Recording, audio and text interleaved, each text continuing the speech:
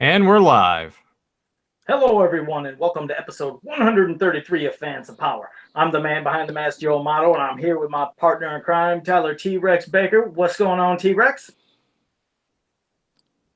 I got nothing. He's like, I, nothing. Nothing's I going got on. it's just like you always try to come up with some sort of cool thing to say, but I guess just like always, man. I'm excited to dig down deep into this episode and just do what we do every week. Things are going good, in that regard, but yeah, nothing. Uh,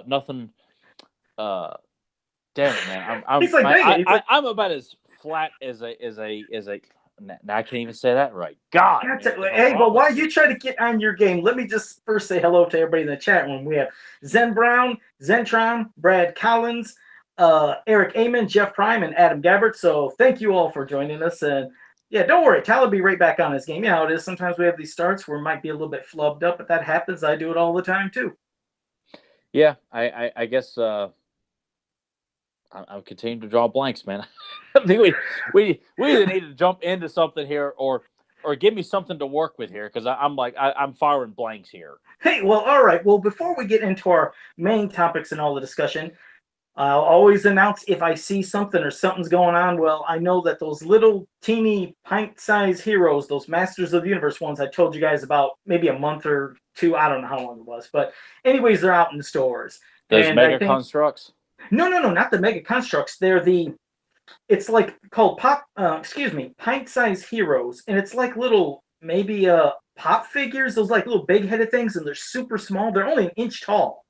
And I don't know hold what on, you're talking about. hold on, stay right there because I have hold on, I'm still babbling. I'll show you the one I got. Okay, I got this. Well, it was around Christmas time. This little Jason one that came with the Oh, Jason. okay, yeah. They made He-Man ones of those. They just been released. They have I think 12 of them. Fye, which I don't have an Fye in my area. They have an exclusive faker one. Now here's the thing that sucks that'll probably piss you off because you're kind of like me. These are blind bags. You don't know what Ah, you're getting. hell with that, man. Yeah, Dude, I only got two of the loyal subjects and two Thundercat loyal subjects. I don't have an enemy to shell out, $15 just to repeat the same figure, or yeah, and, I ain't doing and you know that. what? To be honest, see, it's the thing that they're super cheap. But like you said, if How you start much? How doubling, much though? I think they're only like $4 maybe for a little Mm, sucker. I think somebody might have to correct me in the chat room, but I'm sure that they're super cheap. So I mean, I guess you can see the other good thing is if they're going to be like how this Jason one is, it's not like things are just painted on. They're sculpting to like the heads. So you could probably feel, you have Skeletor, you have He-Man if you're feeling the bags, but I think there's 12 of them. They had like well, I'll tell you what. If for a second, if you talked, I was going to go to eBay because I know they showed the entire list of those Masters of the You know what? Universe. I wish they would stop making like the cutesy stuff. And if you're gonna make little things, give us something that's reminiscent of Battle Beasts. Something that's got an edge to it, a little bit of Those were attitude. cool. Yeah, Those not everything's got to be cherub looking, for God's sake. well, As if like all us adult fans we just want cute stuff. yeah, because they've done this with. Give us something that's got balls. I mean, not it doesn't have to be like class, but look at Quake here. That's got attitude. Oh Give us no, something that's not cute. hell, well, I mean, I got to agree with the Mega Constructs. Those, as you've seen, actually have detailed sculpts and look like figures, but They they're do, always. but Yeah, but given that those are essentially like Legos and you put it together, for $5, I could all right. I'll buy with that one. But these little things and the loyal subjects, I mean, something's missing here. We're paying $15 for a figure you don't know what you're getting, $4 for a cute little cherub, and $5 for a He-Man figure that you can put together and put him on a stand, put together the weapon. And for $5, you get a cool little articulated figure, and you're doing something with it, as yeah, and opposed to just. I even think the Mega Constructs. I believe that the figures are already figured. They're already in a figure form. You don't have to like pop them together. I meant like with Skeletor. I remember I had to put together his Havoc staff and the stand, and I mean I only got Skeletor here, Oh, I see. No, I got you. I got you. but it just made you feel like you're doing a little something with it, as opposed to just opening up a bag.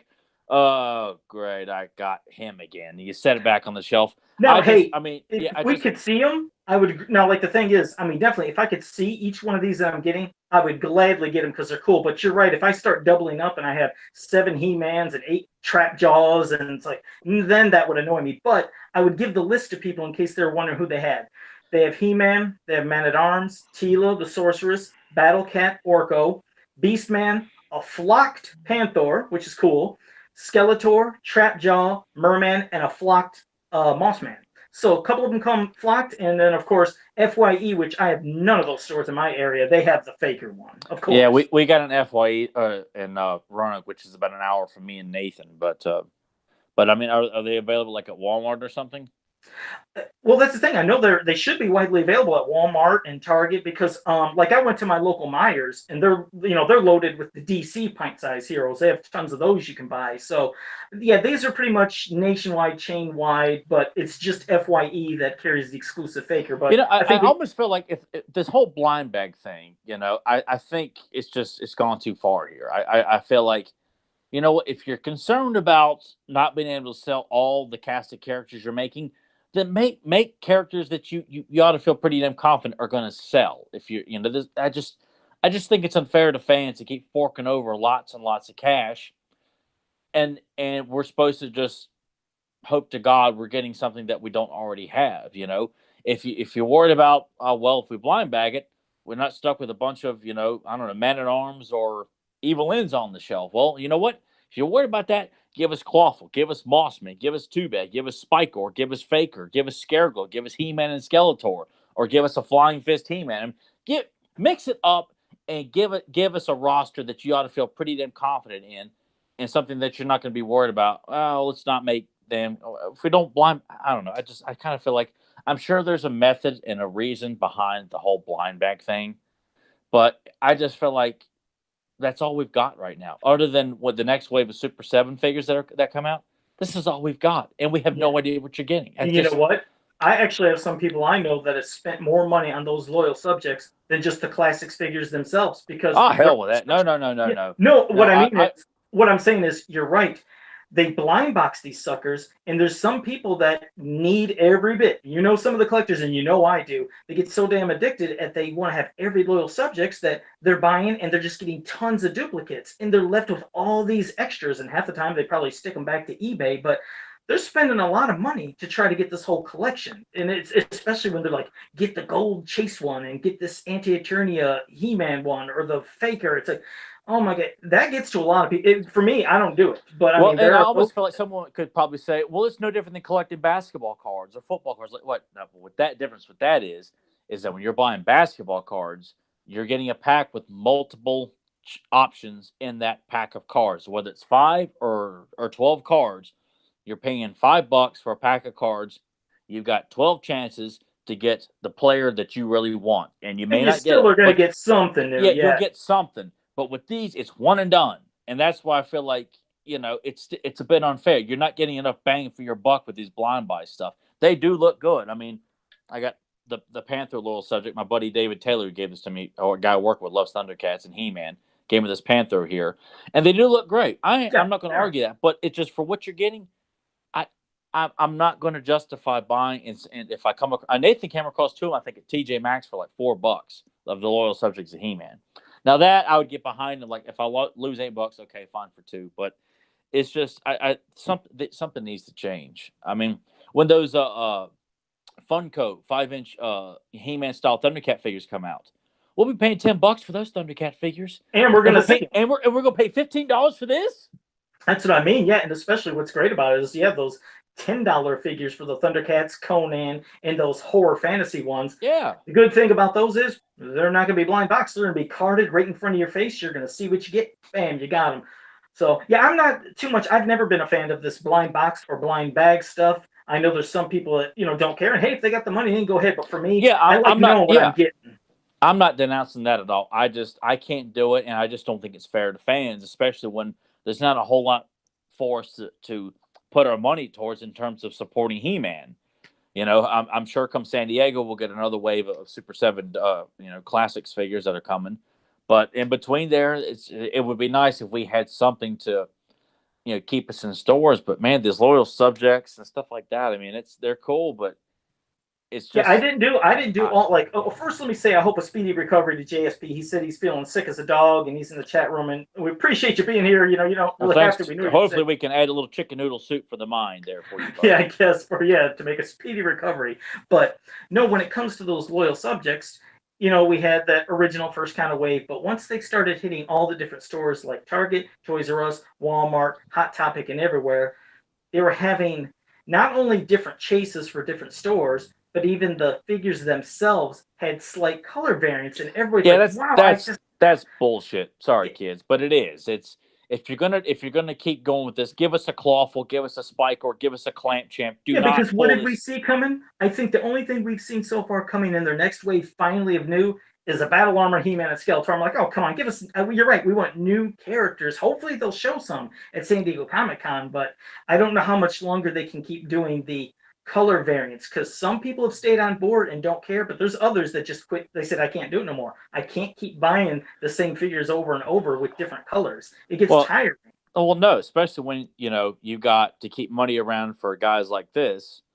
You want to make sure you can afford this stuff, and that's my priority. If it's not these, it's buying new artwork from Kevin and Axel, and that's it. I mean, the rest of the stuff it's either going to have to be at a reasonable rate or something extremely worthwhile. And the loyal subjects and the those little things you told me, if I come across them, maybe buy one, Yeah, because I wish maybe, I could quote, and that's what that's I it hate. though. I wish I could quote the actual price on them because I've not seen them in person. So when I said $4, I'm just shooting that. I don't know if it's four. I don't know if it's less. I Wait, actually wait. do If you not didn't see know. that in person, how did you get that?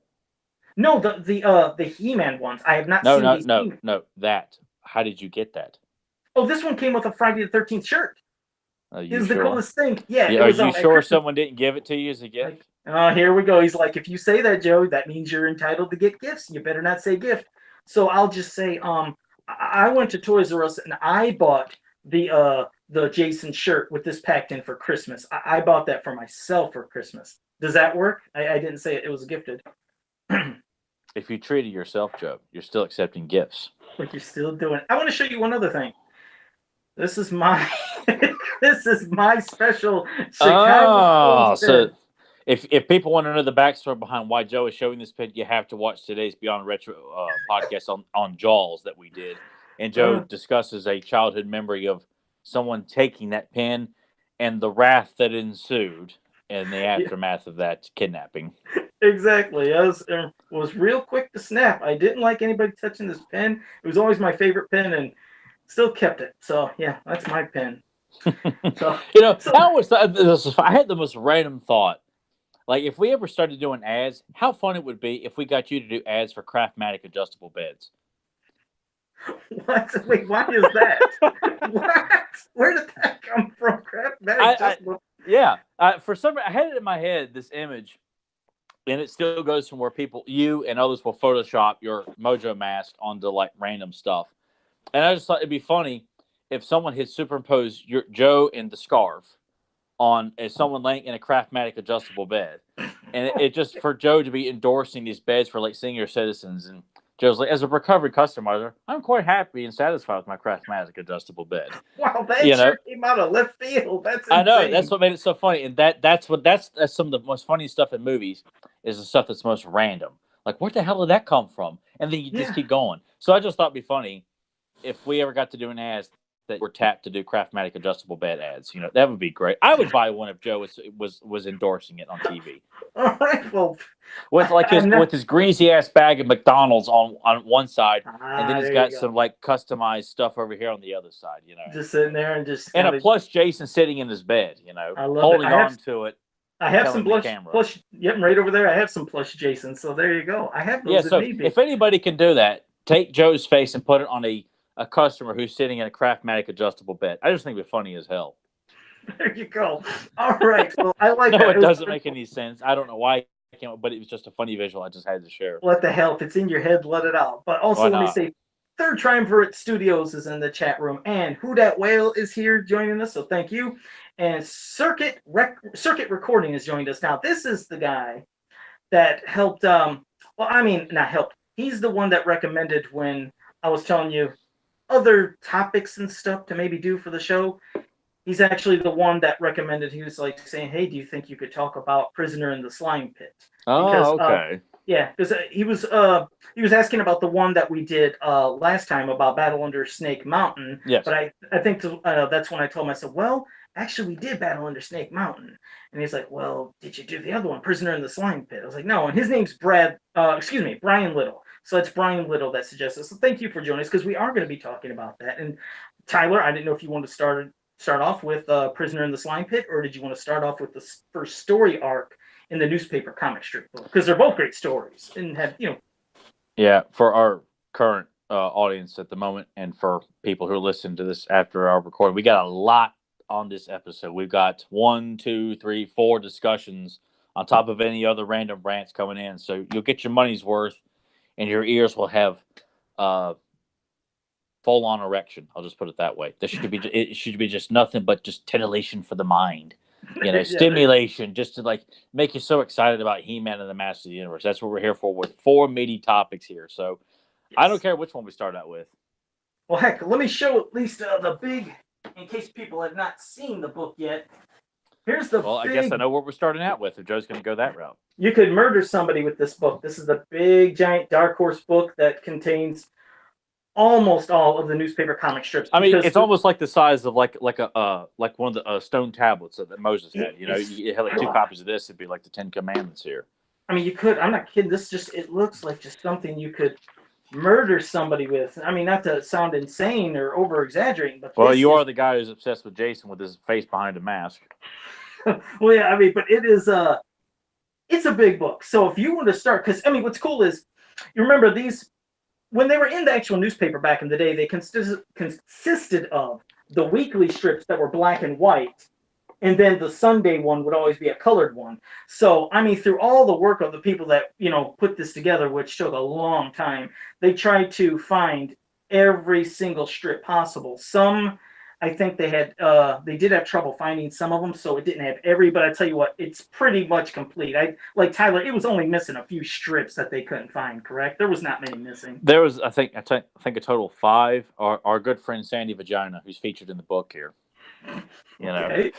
Yeah, Penny Dreadful, for those who don't know who I'm talking about. She was on the hunt, I think, for those last 5, and I believe Larry Houston, our good friend Larry, turned up a strip that he worked on as well, where Skeletor was planning to invade Earth for technology, which was a newspaper strip that was missing as well. So I think she's recovered some of the 5 that were missing, I think, because we talked to her about this, was it over a year ago, I think? Yeah, because wasn't one of the people that, if I'm not mistaken, that watched our show when we did a certain episode, they mentioned like on one of the pages where we post, they said, hey, I actually bought one of those. I'll gladly send you the scan. So it was kind of cool. Somebody that was listening to our podcast and went to one of our pages, bam, helped at least get them one. But yeah, I think they'll pretty much probably find the rest. And it just if for those of you who don't own this, or great, that's what happens when you have headphones on.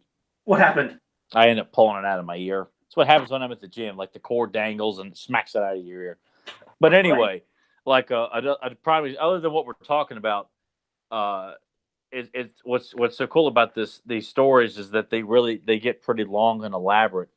And a particular favorite of mine is one that's pretty heavily Ninjor centered, where he is essentially the main villain of the story, with Scareglow and Blast Attack working with him, and he's working alongside Skeletor in like this kind of deal they've got set up, but he's kind of dismissive of Skeletor and after the Havoc staff, and I'll just leave it at that. Why he's after the Havoc staff, you'll have to find out in this book, but it's Ninjor is the sole villain, and he's running the show, he's calling all the shots, he's being successful in his plan. It was just really refreshing to see Ninjor. Like, God, man, this character's got so much potential, and they utilized him in one of these stories. So, just a small example. I mean, Blade is in here, Clamp Champ is in here. Yeah, because they're tying all the cannons. Don't they tie all the cannons pretty much together in this? Yeah, pretty much. I mean, it even leads into the New Adventures of He-Man too. So, stuff that was going on around, obviously, and we'll get into this tonight. Start with like the Rock Warriors and the Snake Men, the Horde. got a lot of Filmation nods in it too. If you're looking here, you see a lot of Filmation styles from the Horde and a lot of the Eternian characters. So they were pretty much really trying to tie in everything that was going on, and at least at the time when these strips were coming out as well. So along with everything that had come beforehand as well. So you see some good nods of current stuff and previous stuff as well. So they do a good job of, and that's what I've always felt like. There should be like a definitive canon that's not trying to, you know, oversaturate and just put too many spices into stuff that's working well. Just put it all together in something like this, where you're acknowledging all this stuff and you're not changing backstories and where people come from and all this stuff.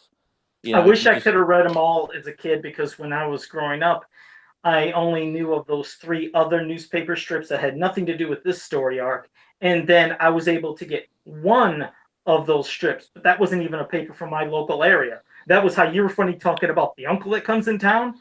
That was actually traveling relatives when they came to town. They brought a newspaper and it had this one strip, and it had a very unique looking King Hiss, where King Hiss just looked like a green, almost lizard man reptile. It was completely different than what you know, and he had like a red cape. So, but these were fun. And just, well, I mean, the first story we're going to basically start off, the first story arc of this entire book that you can look at is Day of the Comet, which shows Stondar, Rockon, Granada, or Granita, however you guys pronounce it. I don't know. Some people want to say Granita because of like granite. But anyways, they do something which is some people like, some don't. They made them all related this time, which I'm not usually a fan of everybody being related all the I know, time. but with the Rock Wars, I'm cool with that. But it's fine because we've I seen can them. buy that.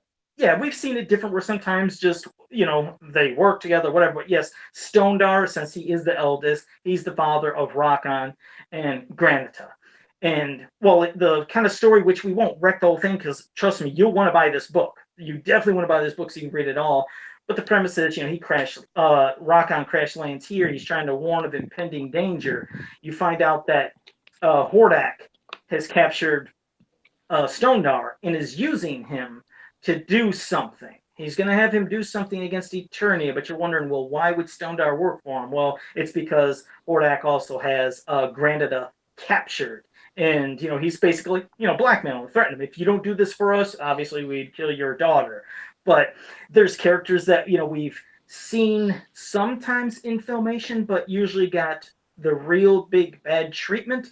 So at least we got to see him in here, meaning Too Bad, and also seeing Spikor. It was good to see them in something more, with also seeing that part where I liked when they showed Spikor spikes shooting out of his chest to, fly at He-Man, where He-Man deflects them. I was like, well, that was kind of a cool thing, because I don't think we ever seen this spike shooting in the cartoon, did we? That was one thing I'm like, it didn't take me out of it, but I just kind of felt but it was still different. I mean, yeah, but I just kind of feel like that's one of those things. Why can't he just be a guy with spikes on his body, not a suit of armor, not projectiles? It's just the guy is covered in just spikes that if he were to go and bear hug you, you're done.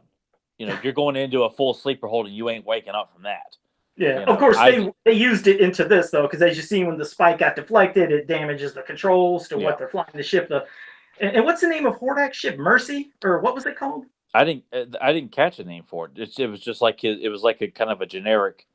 I thought they called it the Oh my god! Now I feel like I've gone nuts. I have to look at the book. When I was reading it, I didn't recall catching a name for it. But I thought they called it the Mercy, even though it sounds like one of the weirdest names for a ship. But I'll let you. Oh yeah, okay, all right. Now that you're saying that, that sounds somewhat. But it just didn't register with me. It wasn't something that I was really. I mean, I was more focused on, hey, cool, there's Too Bad in the background. Oh, look, there's Spikor. Oh, wait, there's Roboto and Cyclone. And you get to see Shadow Weaver. How rare was that to have Shadow Weaver in any type of comic format? Not saying she's never appeared in anything before, because she was in some books, including, like some of She-Ra's golden books are little soft covers. So she's appeared in stuff, but and of course even some of the hardcover golden books, I believe. But it was just still cool to see her in something else besides the cartoon. Yeah, and plus, I mean, and I'm a big Filmation fan. The Collector shows up, but they don't refer to it as the Collector, and it's used pretty prominently in it. The Royal Palace looks like the Filmation version. I mean, pretty much Man at Arms, Tila, Adam, Randor, all the Horde, and Too Bad and Spikor, they all look like their Filmation counterparts, but they're Too Bad and Spikor are not portrayed as like bumbling oafs. They come off as very competent villains, which I like, because no. Yeah, because Spike I mean, as much as I dislike Too Bad's portrayal in the cartoon, Yeah. Spike really it just Spiker was sickened me. worse. I Spiker mean, was he was. worse. And also, I want to say hello to somebody who's now teasing us in the damn chat room with excitement. And of course, it's Grimbot. And Grimbot just said, James Eatock might have discovered the reason behind Newspaper King Hiss. So there we go. Now we're going to have to be left hanging. Now I got to wonder, why did he always look like that? I never knew.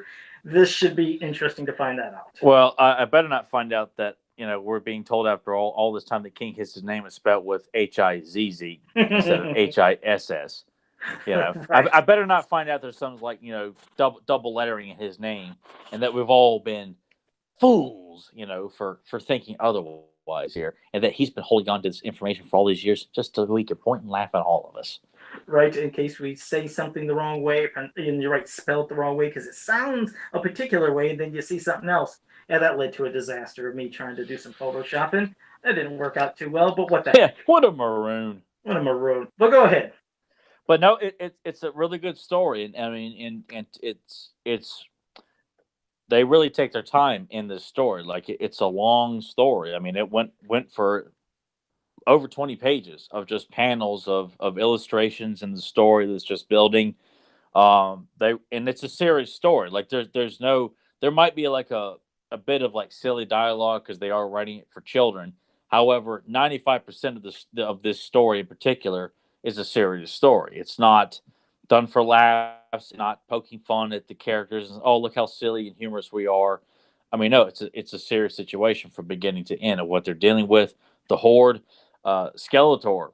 There's an interesting scenario that Skeletor finds himself in, and you're like, "So you're gonna do this? Like, actually go through Yeah, with this?" And then yeah. you're waiting and waiting and waiting, and you're like, "He actually did it."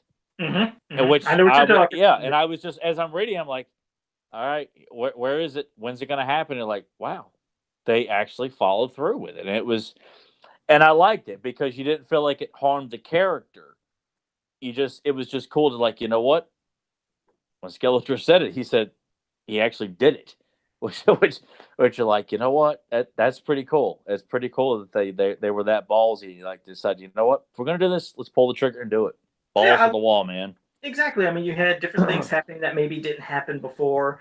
Characters portrayed slightly different with different abilities, but then you even also had, well, you also had them following things that we've all known, which I like that they still kept and remember about how the Comet Warriors Stone Darn Rock on that when they go, into their like rock form or were to rest, they can charge back quickly. Like once they're in that form, they get all their energy back. They're not going to need tons of sleep. So that was something else that was kind of focused on here too. While us as humans, we're going to need a good charge to rest.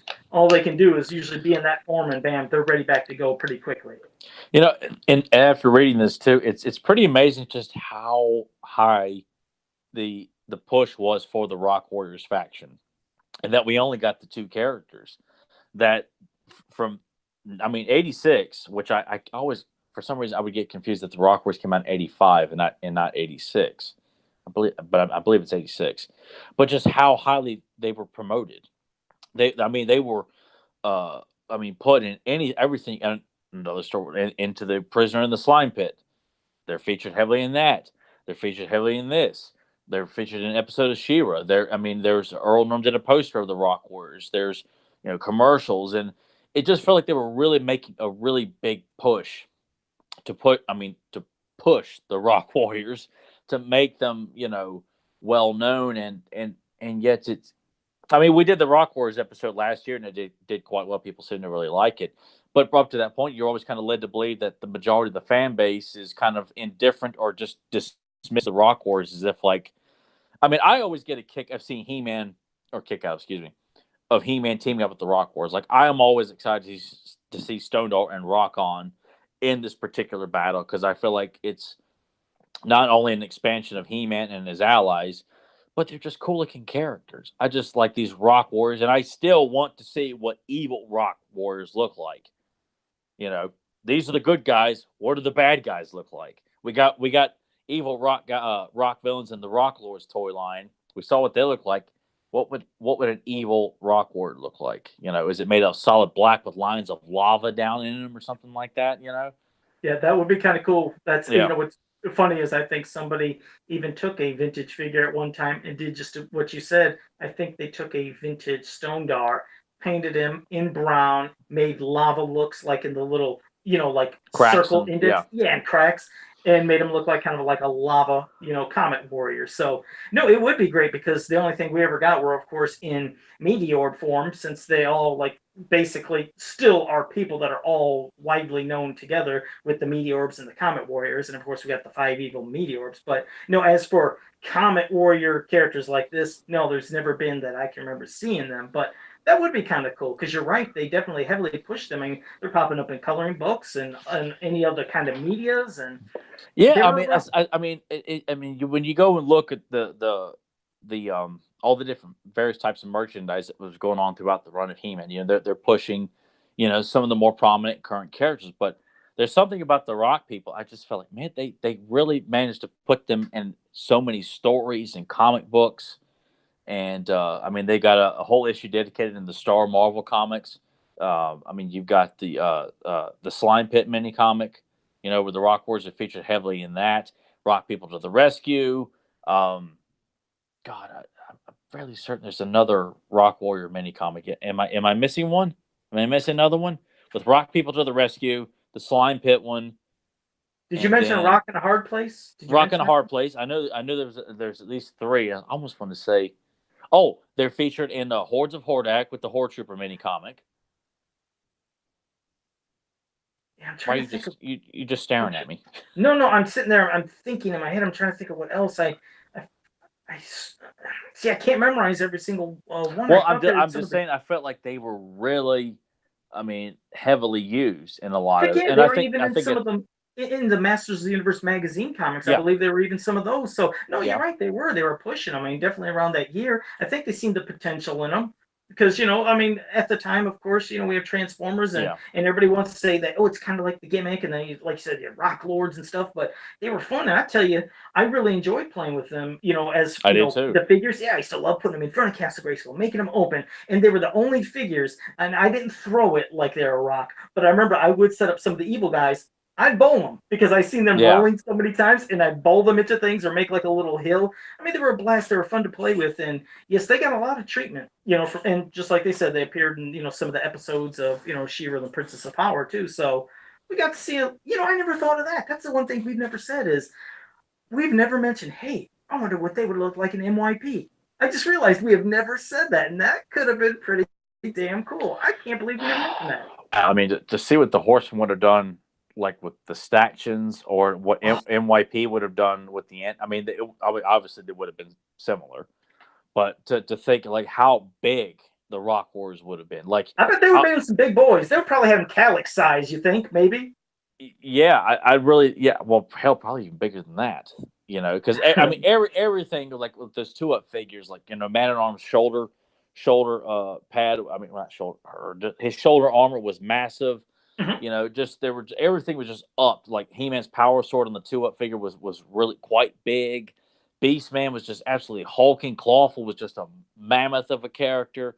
So you really feel like if those guys were just, I mean, giants in their own right, the Rock Warriors, I mean, just would have been monstrosities. I mean, they just would have been, you They've been some know, big boys. They would have been some big yeah, boys. they would have been just, I mean, Hulks. They would have been a faction of Hulks. I just how big like the shoulders and arms and how massive like the rock form would be. I mean, I just not can't that believe they it. would be like Megator and Titus, but they Just just big would boys. be. They're gonna be some big Yeah, boys. Yeah, I can see what you mean. They wouldn't be the standard size, standing the size of He-Man. No, they would have to up the scale. They'd have to yeah. be those big like juggernaut Well, characters. kind of like the Super Seven. I mean, not well the classics version. I mean, I still to this day am still in astonishment of how good Stone Dog and Rock On looked. They I are mean, just great. how massive they are on the shelf. I'm so proud of those two figures. Like I just love them to death, and just to have them in hand, I really do need to change them, put them in a more prominent spot. Like uh, yeah, I'm gonna have to just redo that whole shelf so that we're standing more close to the front because they just look too damn too damn awesome. And I'm glad they kept with at least the design of the vintage toys because even though it was great seeing them in the cartoon, they lost kind of like their over the head kind of face Yeah, detail, and that they just look a kind little of too simplistic in filmation, and I get yeah. that for animation reasons, but I almost feel like with filmation, like they seem to capture the vast majority of the characters. Like Mossman looks too much like a cuddly character as opposed to like the action figure and what you would see in like Earl Norm's paintings in various media. Um, Clawful looked great. Cobra Khan and Webstore looked super bad. So did Buzz Off and Mechaneck, and they maintained their badass appeal. And Cyclone looked good, but he's still there was still something that's a little too friendly for Cyclone, even though he's a good guy.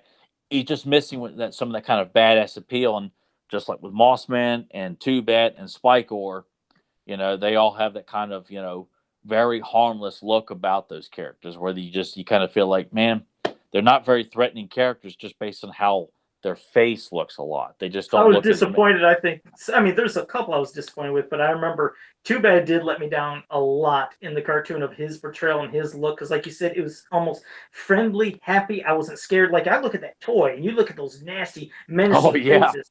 They're they're scarier than hell. And then you get the cartoon. It's like what just happened? But like you said, they friendlied up a lot of stuff. I guess maybe they want to scare the kids too much. I don't know.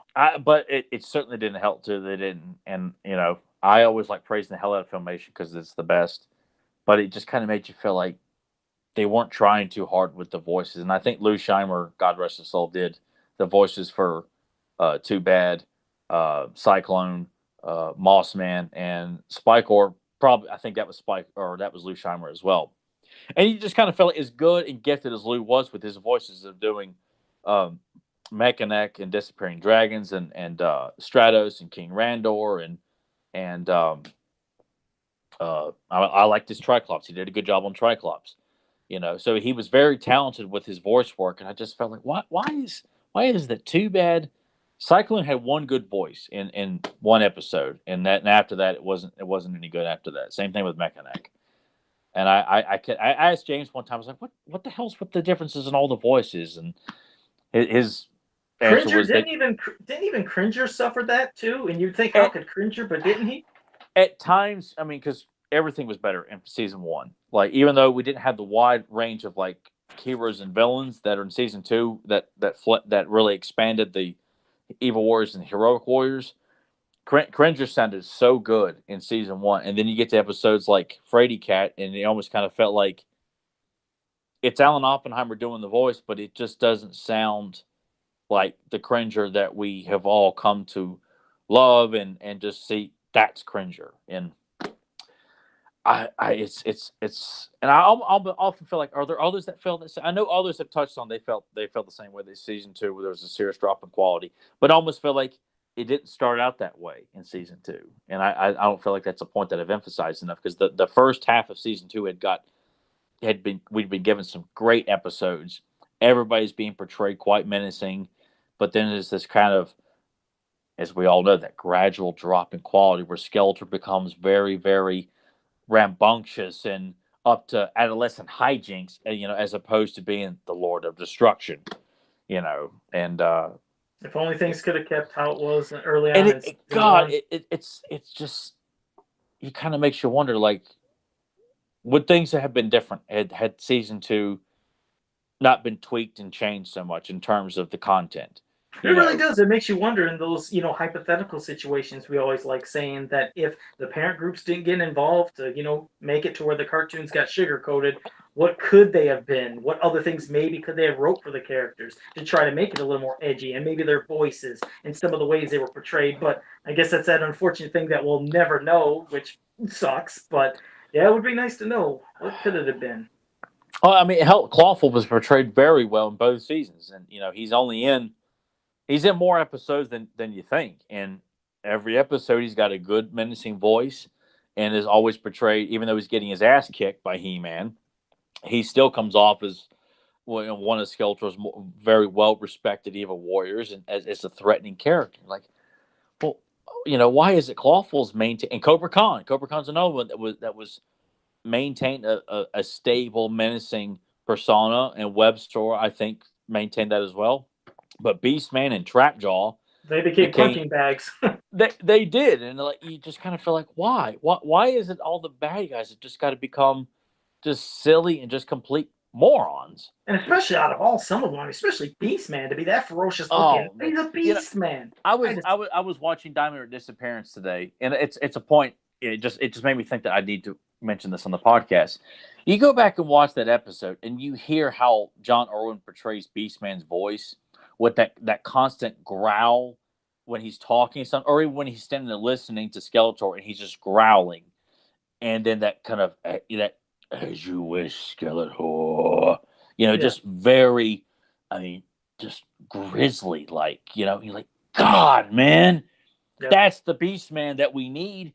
And then season 2 comes along, and I forgot what episode it is, but um, where Skeletor's like just constantly looking at Beastman while he's talking to someone else, and Beastman's like cowering in fear. Like each time he looks at him, like, where's the Beastman that was ready to stab Skeletor in the back any chance he got, man? Yeah. It's an archetype that we all love because everybody loves Starscream. I love Starscream too, and it was so cool to see Beastman. And I saw Beastman do it first because I watch He-Man first, and He-Man gets priority over everything.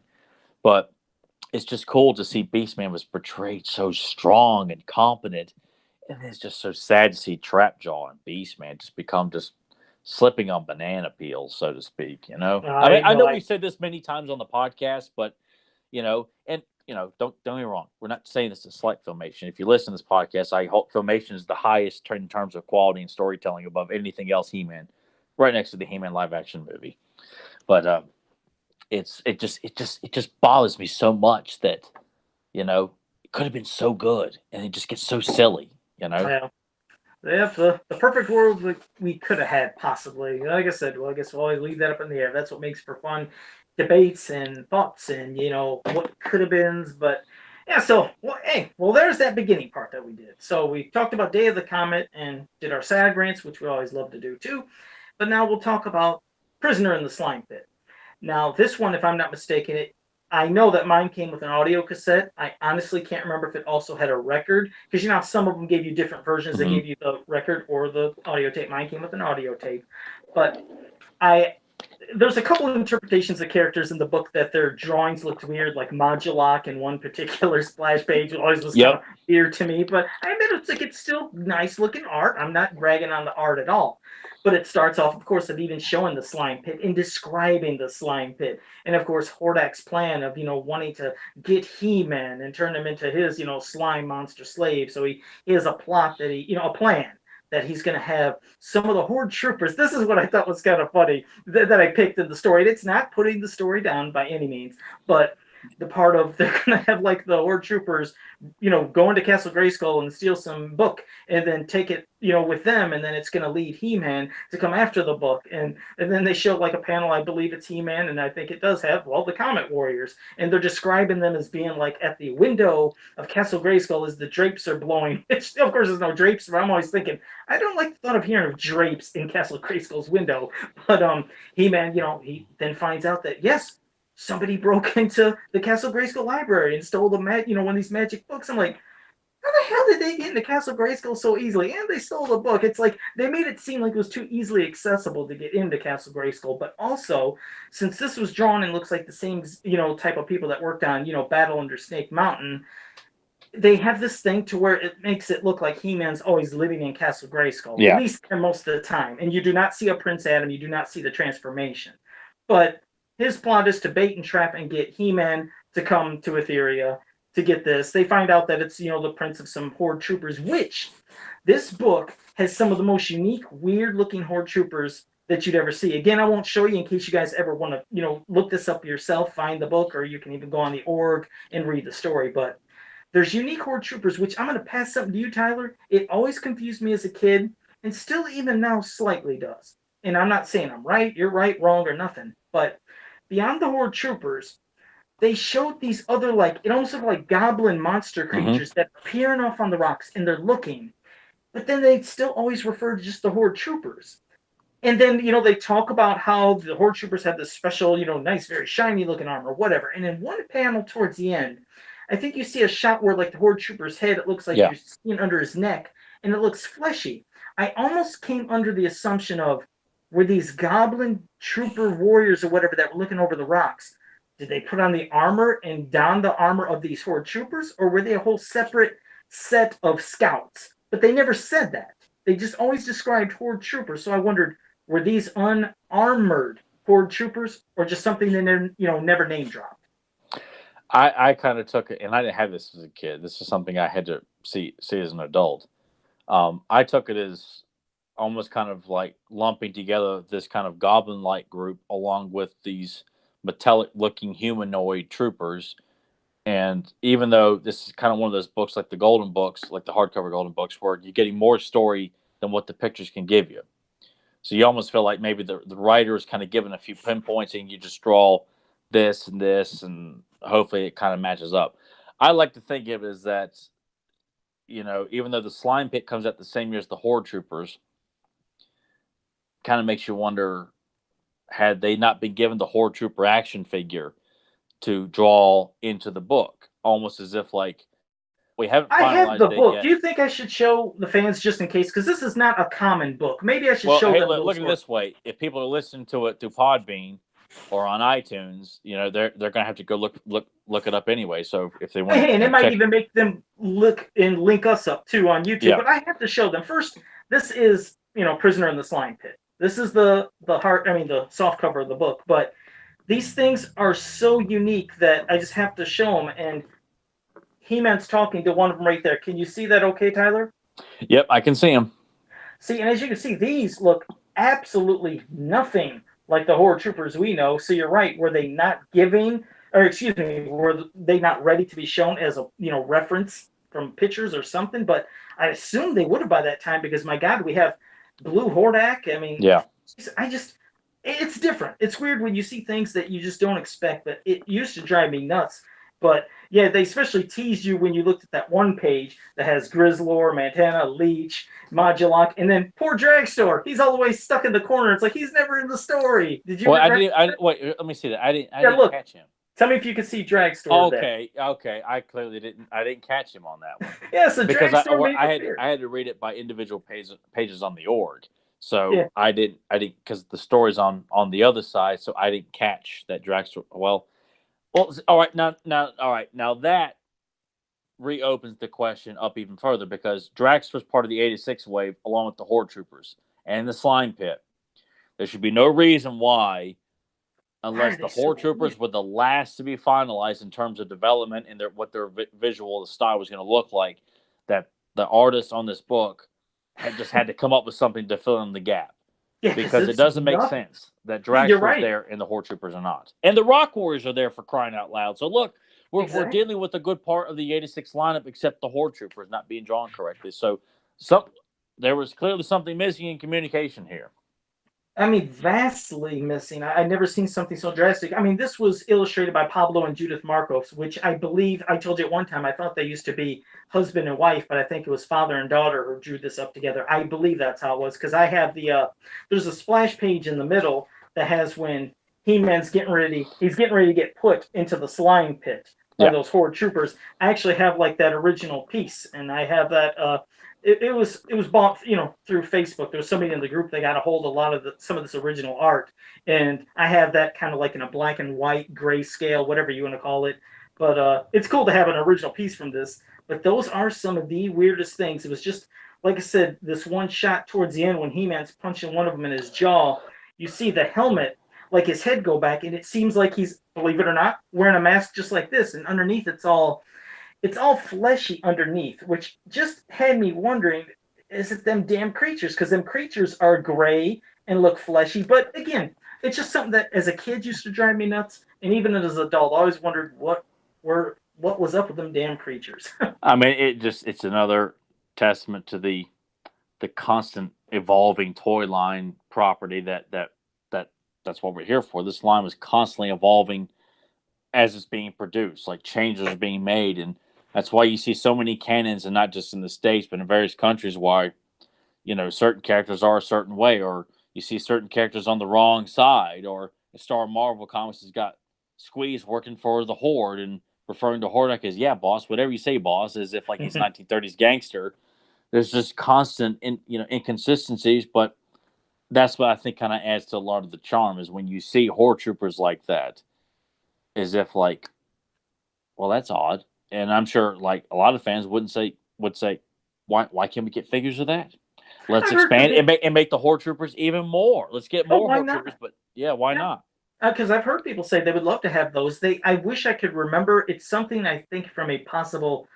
I think it's Marvel, but they compared those Horde troopers and their weird bullet heads to some other cartoon or some other comic canon, and I cannot for the life of me remember what it was. But I remember when I posted that picture years ago on Facebook, they're like, "Hey, it reminds me of this," and damn it, I just can't remember what it was. It just so that's why I passed to you. I was like, I wonder if Tyler would think, "Hey, that kind of looks like something from DC or Marvel." I mean, Okay, I was gonna say I was trying to I was thinking you said Marvel, but I wonder if like I mean, I'll just talk for a well, second as I'm showing it. Does that I mean that kind of just for some kind of reminds me of Dark Side is that what almost maybe? like. Okay, I just thought they said But something. Darkseid doesn't have a bullet head. His head's kind of rounded up at the top there. But the blue gray motif is kind of reminiscent Sure. of Darkseid. Just the color scheme. I won't say that he's a spitting image of No, Darkseid by no, any no. I know means. what you mean with the color scheme, but yeah, that bullet head just they set a character, and I'll be honest, I mean that was a And they couple years also kind of ago. remind me of the Palace Guards from Black Star, even though they have those characters have got like the bird beak, but just the blue gray design reminds me of the Palace Guards, which those things look so badass from Black Star. I see. Yeah, that shit. So no, this no prisoner in the slime pit. Like I said, I mean we again don't want to ruin the whole story for so you could just find it and you could read it on the or Yeah. just search eBay for it if you want a physical one because these are the ones that don't come up too much. As Prisoner in the Slime Pit and Battle Under Snake Mountain, those ones they're not as common as some of the other kid stuff and golden books that you'd see. So but yeah, by any means, if you can at least buy it physically or catch it on the org, definitely read it. It's well worth it. So, but now I'm going to pass to you, Tyler. There's a couple topics you had that I'll pass it to however which one you want to go to. Yeah, I'll this is gonna be our fight night on Fans of Power podcast, and one of the things that we fans love to see is see these characters beat the hell out of each other, and we don't get to see it a whole lot, but there have been plenty of fights, and I'm sure for some fans, some fights mean more to you than others do, and some fights may mean more to you than that one does to me. It all just kind of depends on what you're looking for in your fights because no, we have not had like massively long choreographed fights even in animation and the live action movie. We get some good fights. They don't last as long as we'd hope they would, but a lot of them are still quite memorable. So all I wanted to throw out to Joe was we kind of throw back and people who are listening to us and even later on, get your brain thinking like, what are the fights that leave an impression on you? I mean, for me, our good buddy Larry Houston Oh God, did you do, man? illustrated some of the best kick-ass fights in the He-Man mythology with Don't even Clash of need Arms and dialogue. Don't even yeah, need no dialogue for dialogue it. at all. Slave City, his fight with Lodar and with Garn, Darn, yeah, yeah. badass fights, and Clash of Arms speaks for itself. Hordak's the mini comic, um, and then I mean I the live action movie is another go to of He-Man taking on all the evil warriors at the junkyard where Beastman grabs a hold of him and he knocks the hell out of him and then has a sword fight with Blade and then takes Sword and throws him into Blade. It's just a fight that Yeah. Like you said, it's what not was even fun. supposed to be longer according to Anthony DeLongis, but obviously they don't get as much time with it. So Right, and it's not like you said, it's not that these fights have to last a long time, just some can be memorable, even in a couple panels. I mean, you could just even think of the Terror of Triclops with everything that he did yes, in that comic. I mean, God, he beat the living hell out of everybody, from Ram Man to Battle Cat to even Tila, and he was taking He-Man to the shed too. So I mean, that was a great one. Same thing with Menace of Trapjaw when he's fighting and Skeletor and He-Man have yeah, to team up to take out Trapjaw. And like there wasn't like I think I just liked because of the gimmicks. Again, sometimes when you have the toys and you can relate it to looking, like I always remember in the Terraclaw Strike when He-Man just started going nuts with his fists flying like crazy, and he's fighting Skeletor, and Skeletor's going, back and forth with his claws, and he just bam, he like goes under the claw attack to like uppercut, I think Skeletor and knock his claw off. It's like there's some cool little moments in a lot of these comics, and of course, like you said, the movie cartoon, but those comics had some really good ones as well. They did. They had, and I will say, above all the mini comics, Larry's the one that hammered home like all the great fights. I know. I mean, Bruce Timm did some good ones. With like Search for Killer, those are great. But in terms of like long lasting fights, Larry's on king of the mountain on that one, Oh because yeah, all the ones, because yeah, like Battle of Roboto, where Roboto takes on Two Bad and Skeletor, they reprogram him. Then he goes around and starts beating the hell out of Tila and throws back the Bashosaurus.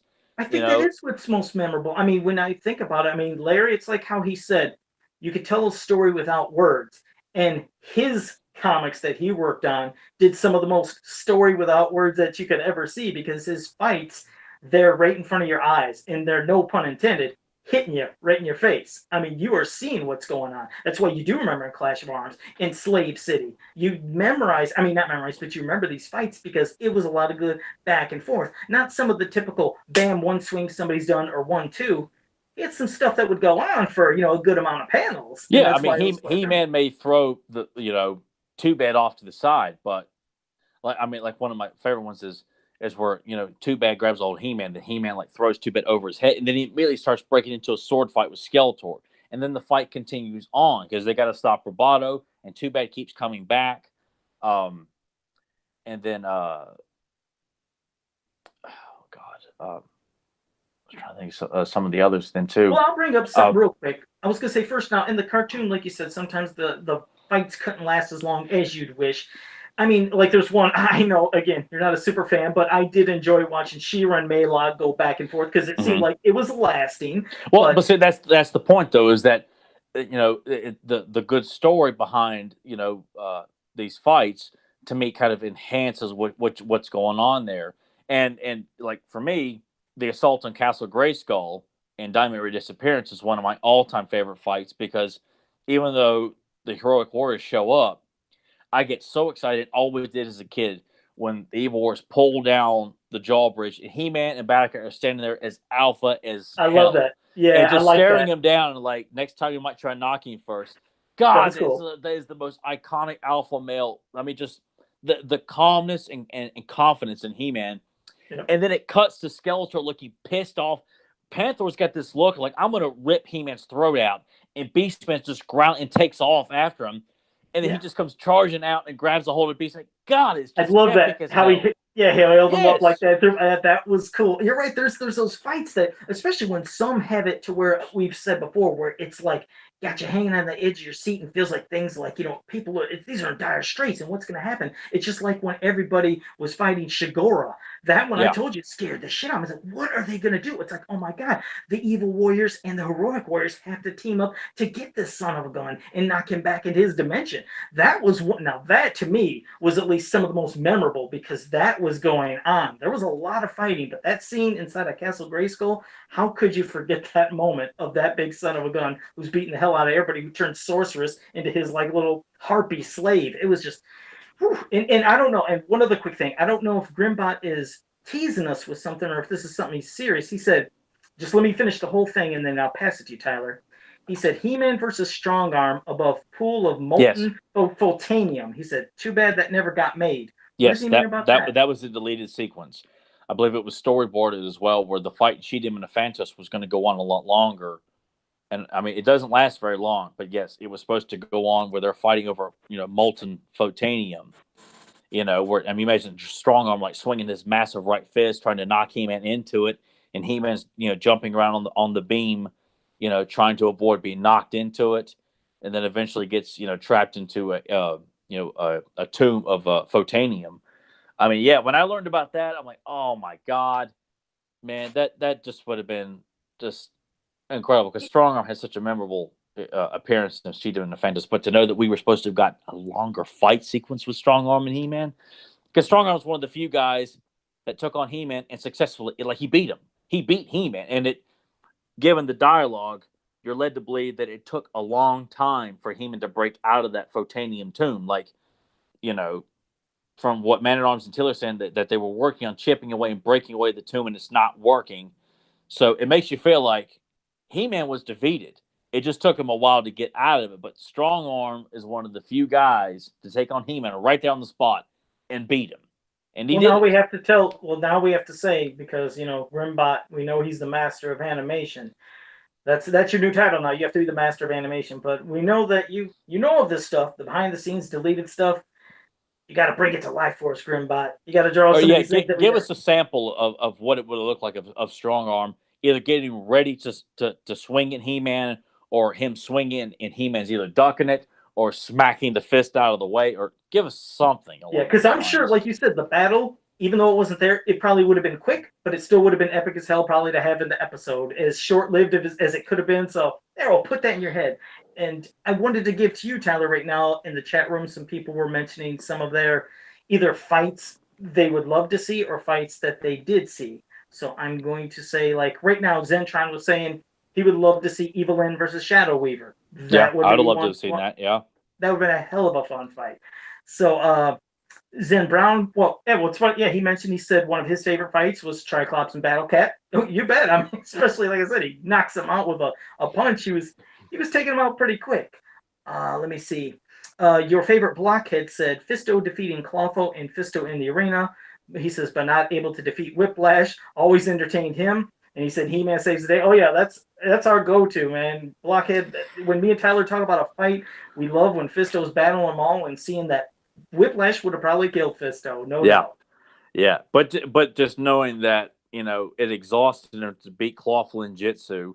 Plus, not to mention, Fisto got his ass kicked, taking on Webstore, Clawful, Jitsu, and Triclops all at the same time. So he's been thrown into the ring and had to go through the gauntlet of these evil wars, and then to be on the brink of elimination by Whiplash.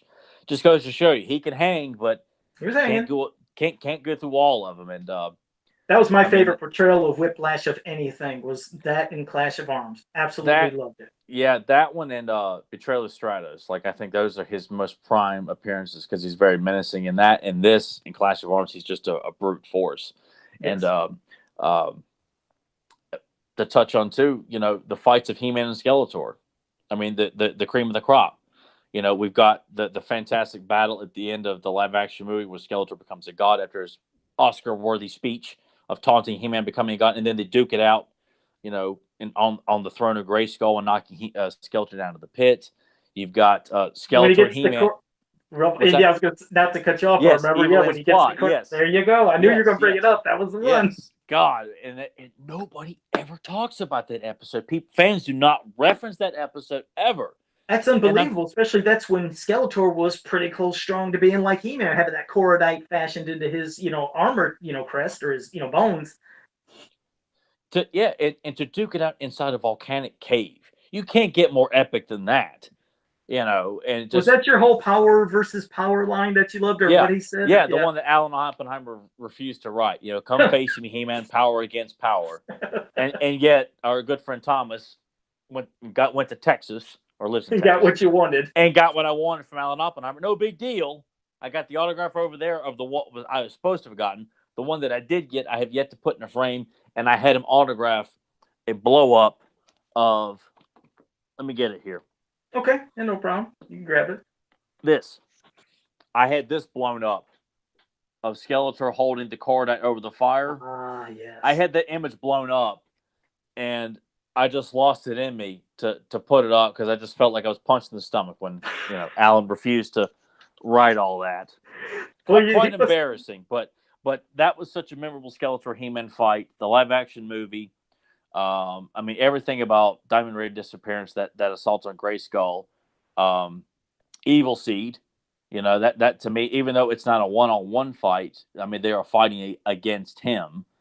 But in terms of one-on-one fights, and even breaking it down, like that brief moment where Triclops is choking He-Man and Diamond Raider disappearance, and the Robot Knights are approaching, and it thanks Rayman for knocking him out, and it just knocks the hell out of Triclops. As a kid, that's why Triclops, I hold him in such high regard because he was physically strangling He-Man, and He-Man was struggling to break his grip, and that it just took He-Man all of his might to just get him off. And it's stuff like that I'll never forget because it was just telling me that Triclops is the baddest of the bad. Of the original Fab Five Evil Warriors, to me, Triclops has always been my favorite because of that single moment where He-Man is struggling to break his stranglehold that he's got And on damn him. it, he got pretty shortchanged when it came to season 2, didn't he? There wasn't God, much. he just in general, he's only in. I think in season 2, he's only in. He's in Betrayal of Stratos. He's in 3 on a Dare. God, I almost want to say that's his last appearance. I think is But they 3 still on a weren't Dare. memorable episodes with. I mean, him. It was a memorable parts for him in those episodes, though, was it? I mean, it was cool. I was so happy to see him in Portrayal of Stratus because they're all like the original kind of quartet of Skeletor, Beastman, Trapjaw, Triclops are assaulting Avion. So it was cool to see him, but he doesn't do much. Whiplash gets most of the action in that episode. But 3 on a Dare, I mean, when I first saw him, hey, Triclops is back, and doesn't really do much. You get that Yeah. famous panning shot of all the evil warriors standing on top of each other's shoulders from slipping on the grease that they're slipping on. And But especially to go from what we were saying earlier, his amazing mini comic portrayal, to then in the cartoon to where you barely got anything. It's like, wow, that's a shame. That all we get is like a choking scene that, is showing, wow, look what this guy could do. And then just nothing. Dismissed later as just, maybe he was too boring. Maybe he was too bland. I have I no don't clue. get it, and he's used on a couple of occasions, like the Time Corridor, where you get to see his different, Disc Division and stuff like that, and teaming up with Fangman, and then MYP gave us a lot of memorable fights too, from the 2-on-1 fight in Underworld with Skeletor Oh, taking He-Man and Randor. and just to Uh, mention you that, Jeff Prime said in the chat room, he said the first episode of MYP season 2 where He-Man takes on everyone was epic. So Damn right it was. That yeah. that's still one of my absolute favorites because of that long ass fight of He-Man just taking on all 3 giants, all the evil warriors, Marzo, Skeletor, and having a brief sword fight with Triclops, a brief sword fight with Marzo, flipping Whiplash over his back and just clotheslining, Clawful and just knocking everyone all over the place. Just a big battle royal. With Monster Within, when you got Tuvar and Badger taking on He-Man, and they beat him. Tuvar beats He-Man, and you're just like, man, it just shows you how badass Tuvar and Badger were to take on He-Man successfully. And just if Manny Faces hadn't been there and the Evil Warriors hadn't been jealous, Tuvar and Badger would have been quite successful in winning. I don't know what I think Tuvar would have been the one to have successfully got He-Man back to Snake Mountain because of all the technology he uses and weapons, whereas Badger's a little bit more simplistic in his methods. He just kind of uses basic booby traps and brute strength. Tuvar's got the Predator equipment, is what I like to call it, where he's using invisibility and cloaking devices and gas bombs and shock devices and things like that to take down He-Man and electrically charged Bolo. I guess, well, just a Bolo that's electrically charged and shocks He-Man. I mean, with that, and then you've got there's the fight at the first part of Council of Evil when the evil warriors go down into that cavern or the canyon, and they get stopped by the heroic warriors. Then He-Man traps them and takes them all on by himself. That was a pretty good fight.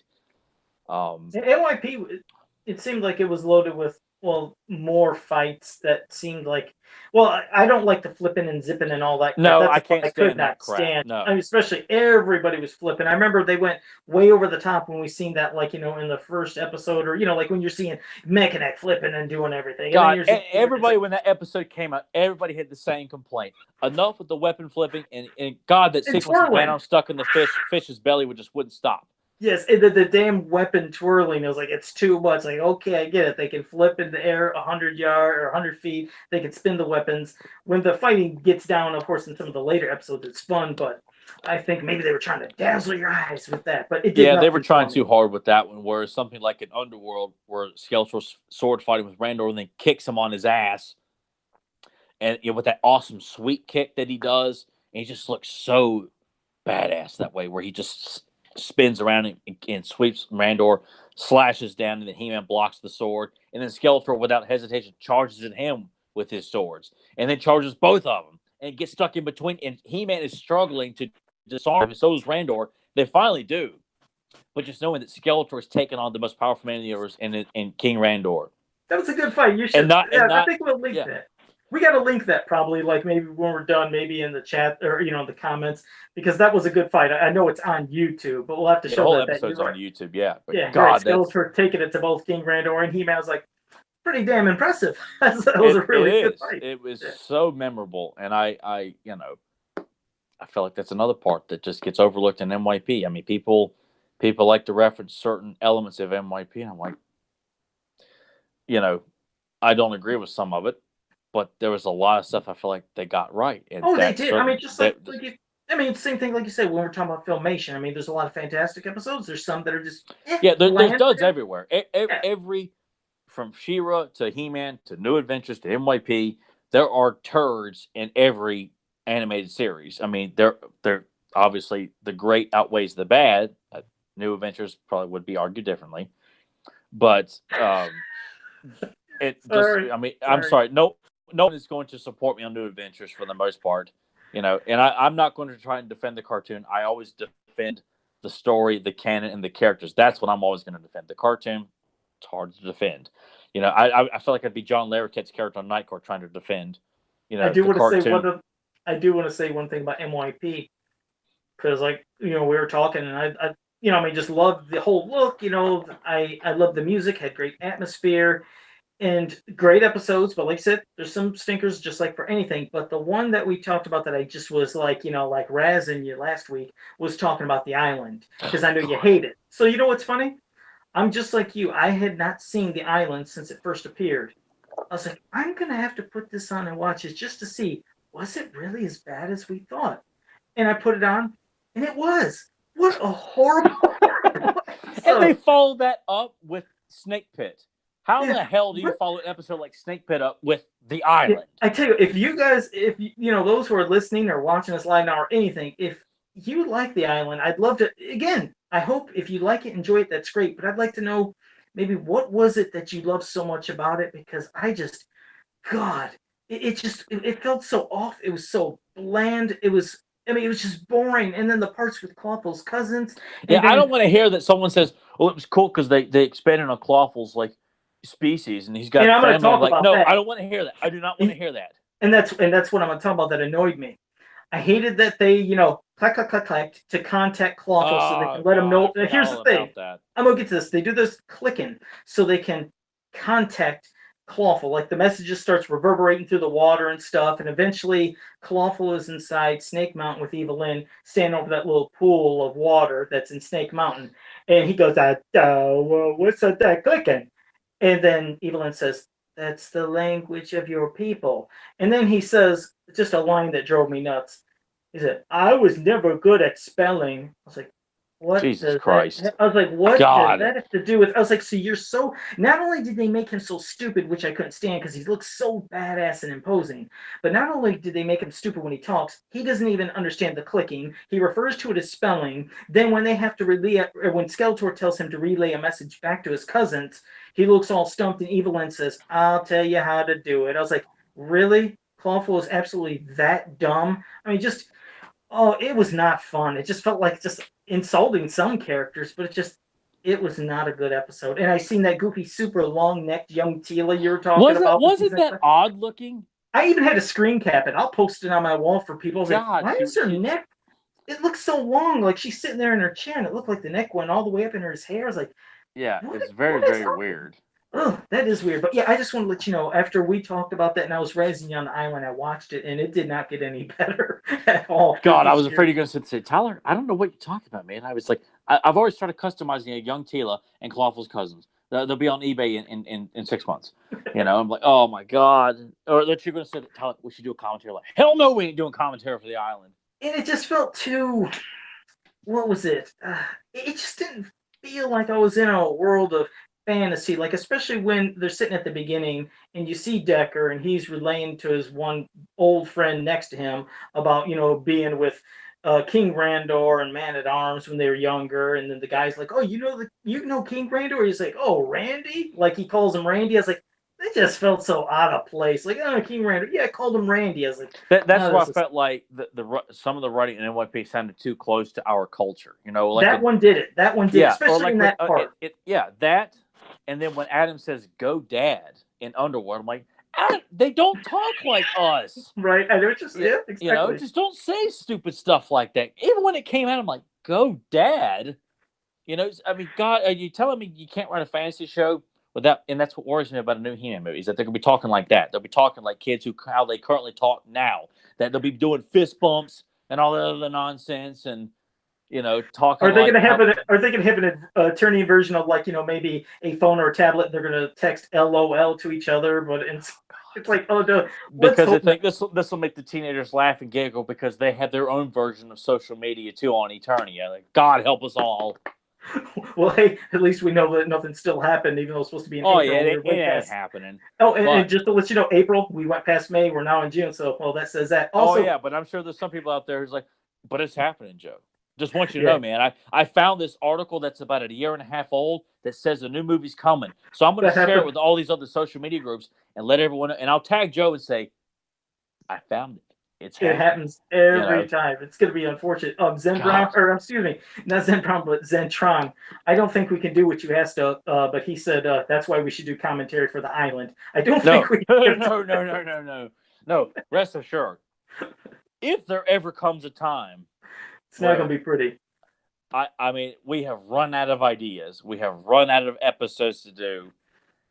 I mean, I don't feel like subjecting fans to me just being pissed off again on I another think we could episode. get, like you said, we could get better stories off of the Burger King cups that we could read and then interpret that what we have there. That I'll would, read you all four of them if you like, yep, and as opposed to doing the island.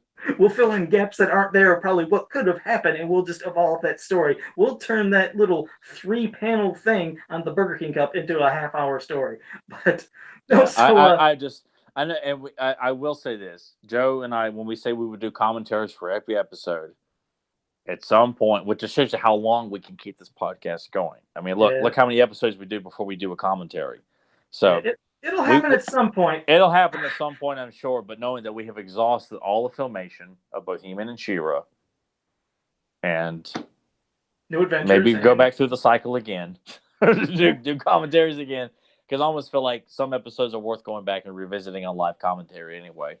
yeah. But yeah, we'll have to do Underworld at some point. We'll have to do probably the beginning of MYP, like the 3-parter. At some point, we'll have to do Buzz Off's Pride. We'll have to do Council of Evil Part 1 and 2 in The Last Stand. I mean, we're gonna be doing all the good stuff before we just like, is this it? Is this almost like how Filmation ended He-Man with the Cold Zone? I guess that's how we'll end the podcast with the commentary for the island. Like, we're not even sure this is the end of the podcast, but when people look back, like, man, the podcast was going on for so long, and then they ended on such a downer, but doing a commentary about one of the worst episodes of NYP, man. Like, they should have given us like a great send-off episode, you know. But that's how we'll end ours. We'll just when the podcast is over, the island commentary will be our way of saying that's all we got. What a way to send off here! I can't believe they ended the. I can't believe they ended their podcast with that episode. Just like we say that about episodes of the cartoons. Like, really? But all right, well, that's that part now. So, what is the final topic you wanted to hit everybody with? Yeah, I had done the essentials in a long time, and for long listeners, a while back, I did one on Cobra Khan, and I did one on Skeletor, and I would ask Joe, what are your top 3 interpretations or stories of a particular character? That if you were going to introduce a fan who was not as familiar or wanted to learn more about, what would you say? All right, you want to know more about this character? Watch this or read this to kind of get an idea of why this character is so badass and what makes the character such a likable character. And I chose Web Store. Well, Joe, do you have well, if you were introduced Joe Schmo from Toledo, Ohio, or parts unknown, and he obviously was from like, Filmation, I mean, you have to see Cat and the Spider if you're gonna see something with Web Store. To see him doing something is at least accomplishing a lot. Hell, even seeing what I can't remember if Grimbot or James ever told me, but I remember I said he's flying around in a Wind Raider that looks like it mm-hmm. has spider legs. I'm gonna call that the Spider Raider. I don't know if it actually has a name, but you got to see even a different version of the Wind Raider. But you get to see him well portrayed in that. In the comics, there was there was a one time, at least maybe the way he was drawn by Bruce Timm when he was with Cobra Khan, and just the look of him. But I honestly, out of my memory, because I was trying to remember from the mini comics and I didn't grab the comics, I was like, what the hell issue was that, and what did he accomplish anything? So I didn't go to the comics. I'll be honest, I don't remember which one, but I just know that Bruce Timm drew it because I know that damn art, and I know he was side by side with Cobra Khan, and he just But looked the only mini comic they were side by side together with was in the Rock People to the Rescue, drawn by Larry Houston. shit. Now, Joe, you just you, James, and Deuce and teamed up on me this week for my mistake of misspelling Thrall's name. And I told you, if you screw up, I'm going to let you be embarrassed and expose you to the light of justice as the monster that you are in front of all the good people listening to this podcast. So now, people, here Joe has just embarrassed himself. So it wasn't. Damn, I thought for some reason it was Bruce Timm. Who the hell? Which Bruce Timm comic am I thinking of with Web Store looking evil? I thought he looked really dark and detailed. And damn, why did I think? Here, I think I got a picture of what you're talking about right now. Help me out because I feel stupid. I thought he was right next to. Oh no, you're stupid. All right. Thank you. Yeah, please help me. I want to know that damn. Could you tip it? All right. Who's he? Isn't he next to somebody? Yeah. Can you see him? Yeah, isn't he next to Cobra Khan? Yeah. That's from Rock People to the Rescue, drawn by Larry Houston. Oh shit! What did I? Oh damn! Well, Larry, you did an amazing job. God, I feel bad that I said I gave credit to Bruce Timm. Why the hell did? And I'm going to tag Larry in this. Whether he don't you do it? I have no idea. But now I got to figure out which comic I'm thinking of. Did Bruce Timm draw Web Store? Now I got to know that. Did he? Not that I know of. No, I don't think so. Oh my god, I'm a complete moron. Oh my god, I apologize that for everybody. Jesus, hey Larry, I'm sorry. If you look at the comics that Webster appeared in, he appeared in Clash of Arms, he appeared in Eye of the Storm, Rock People to the Rescue. God, I think that was it. I think that was all of Webster's appearances in the mini comics, because he didn't appear in any of the Horde themed ones. He didn't appear in Hordax mini comic where you got a lot of the Evil Warriors there. He didn't appear in any of the 86 wave except Eye of the Storm. And then in the last year of 87, didn't appear in the Cosmic Key, didn't appear in Search for Keldor. Buzzsaw Hordak didn't appear in that. And Revenge of the Snake Men, he didn't appear in that either. So I think it was just those 3 books. And Larry drew them twice. And drew them, I mean, just to make fun of MOTU. Just perfect. Let me just say, my bad. So yeah.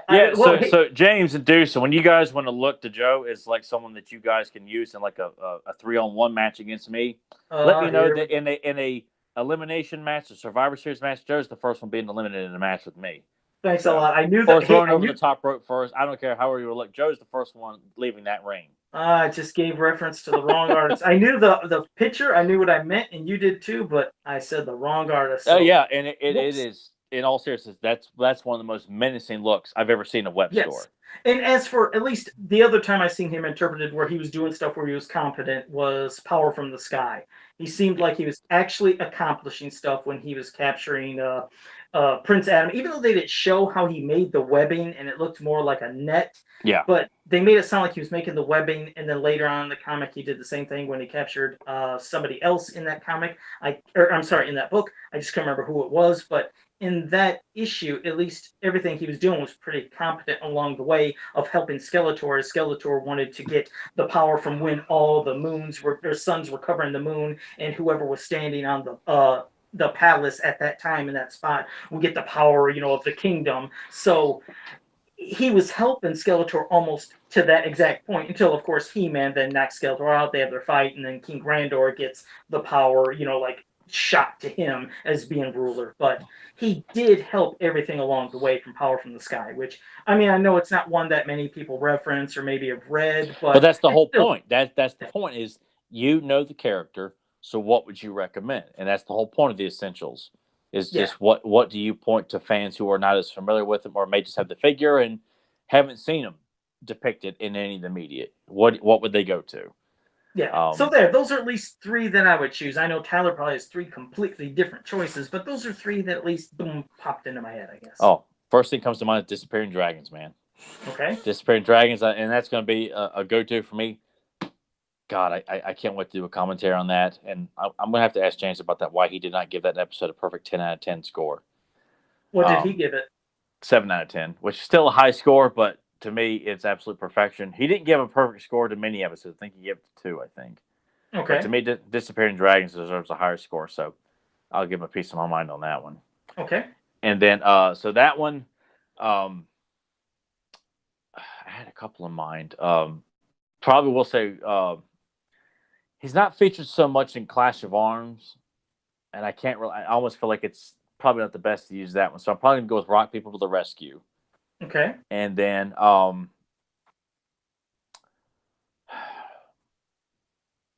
probably, and I've never been as big a fan of it because of the biggest reason why people like the episode, just because I felt like she was such an overrated character. But Joe is correct, and I'll say it because I agree with Joe's points. Is Cat and Spider, Okay. because you do see Webster use his grappling pack to get in and out. He is the master of escape. So in this episode, that's what you see him do. You don't see him really do a whole lot of that throughout the series. You see him there with Cobra Khan, or well, yeah, because he's with Cobra Khan on in Secret of the Sword and Disappearing Dragons and Journey to Stone City. So, but this is the one episode where you see him hanging around like a spider when Skeletor's asking him to go take on this new mission, and sneaking in and out of the palace, and jumping Katrina from behind, stealing Okay. stealing the Grimalkin and getting out. That is a very good depiction of what we expect Webster to be doing. But I will say in NYP, so that's why I was kind of hesitant, because Council of Evil Part 2 depicts Webster a little bit more prominently. I don't like Web of Evil because he dies due to a stomach ache. What a piss poor way to kill off such a beloved character. Eating ambrosia. Oh, give her a tummy ache. Oh, just craps out. Nah. I'll probably go with that. I was going to say Council of Evil Part 2 because he looks so cool in it. I like the voice that was used for Webster, but God. You know what? I'm going to say Council of Evil Part 2.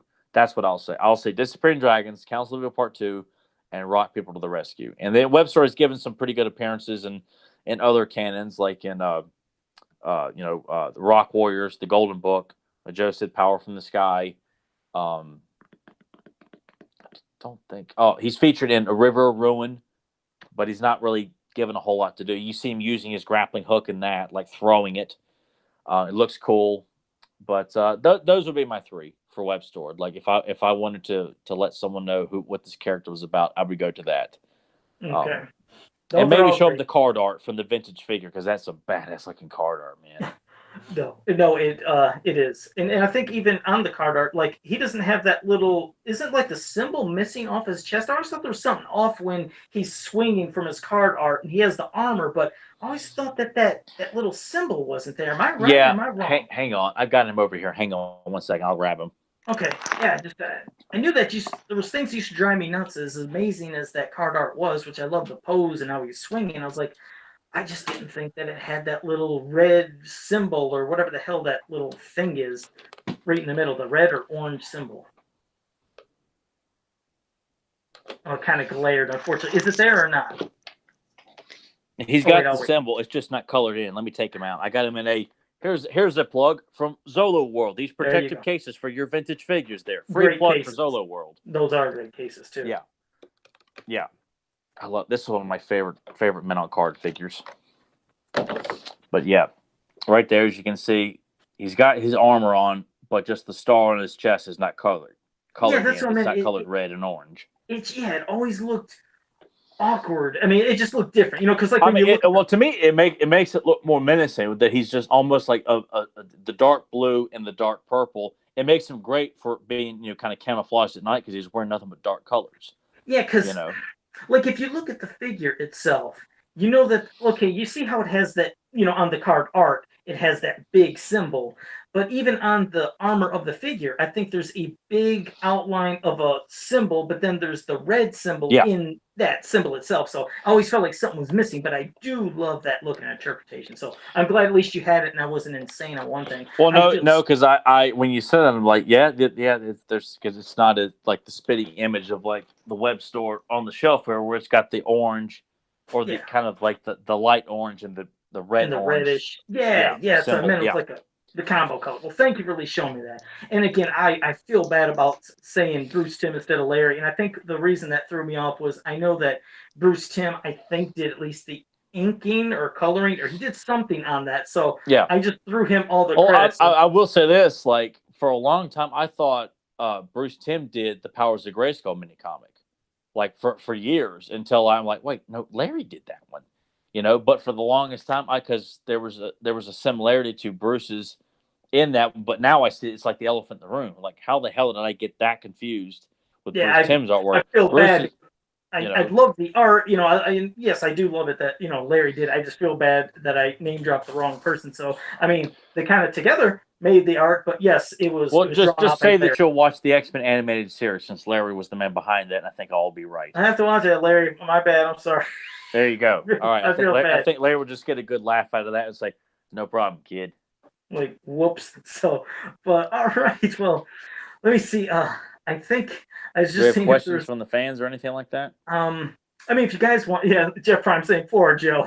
Yeah, man, I feel bad. I don't like it. It's happened before with, I mean, like I said, Tyler razzes me. I razz him, like on Facebook when he'll do something. Such a shit we do to each other. I always do that. Just don't get But up and leave, whatever you do. that's it. Like, oh, you made me look stupid. Okay, I'm getting the hell out of here This now. podcast is over and flips over That's it. everything. I'll show you Gino Diachile and I'll show you Earl Norm. I'll show you those covers. I'm out of here. Though, because that ain't nothing amazing, but there's a couple of those four original Golden Book, the softcover ones, where at times Tyler thought it was Earl Norm that did Yeah. all the covers. And I said, no, there's four particular covers. I was like, I always as a kid could tell they were different. They just had Caverns of Fear. I was like, and you could see there's a different look. And you find out the artist, I told him, I said his name is Gino Diachile. And then he looked and he's like, Joe, you're right. When you look at him close now, you can see the differences. So you can drastically now see who's Earl Norm, or excuse me, Earl Norm, and who's Gino. So no, it's just things, we all pick up. But that's what's fun. It's always nice to find out who did art for stuff, who did penciling and inking. Just like as crazy and as horrible that Leech mini comic is, where God, it just what a story. I remember when we did that on the podcast the one time. Somebody on Facebook contacted me. It was one of the guys who worked on the comic. It said he knew his buddy. He mentioned the guy's name. I'd have to look through back on the post, but he said who drew it up. I was like, no way. I was like, nobody's ever knew who the hell drew the Leech, the Master of Power Suction Unleashed or whatever, and nobody knew the one about Mantenna. Nobody knew that, but it's the same artist that did them both. So I was like, oh, we found out something through the podcast again, which was kind of cool. But well, let me see. I'm gonna see if there's any questions in the chat room. People were like, yeah, they're picking on me. But let's see. Zentron said, least favorite moment in He-Man and She-Ra cartoons and why? So, well, do you have a least favorite moment for He-Man and She-Ra in the cartoon? For He-Man, I guess we're assuming Filmation here. Probably God.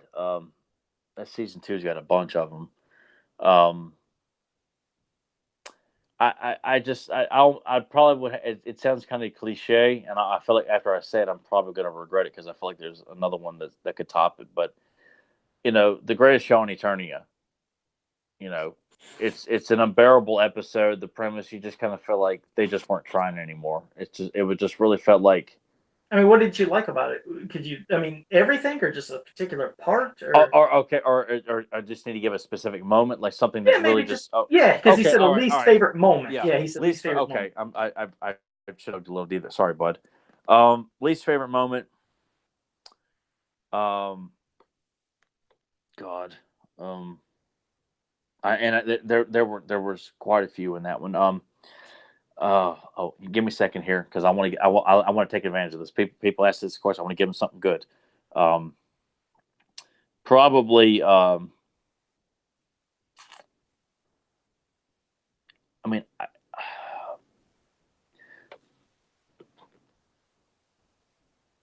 Spike Wars taunt from the games.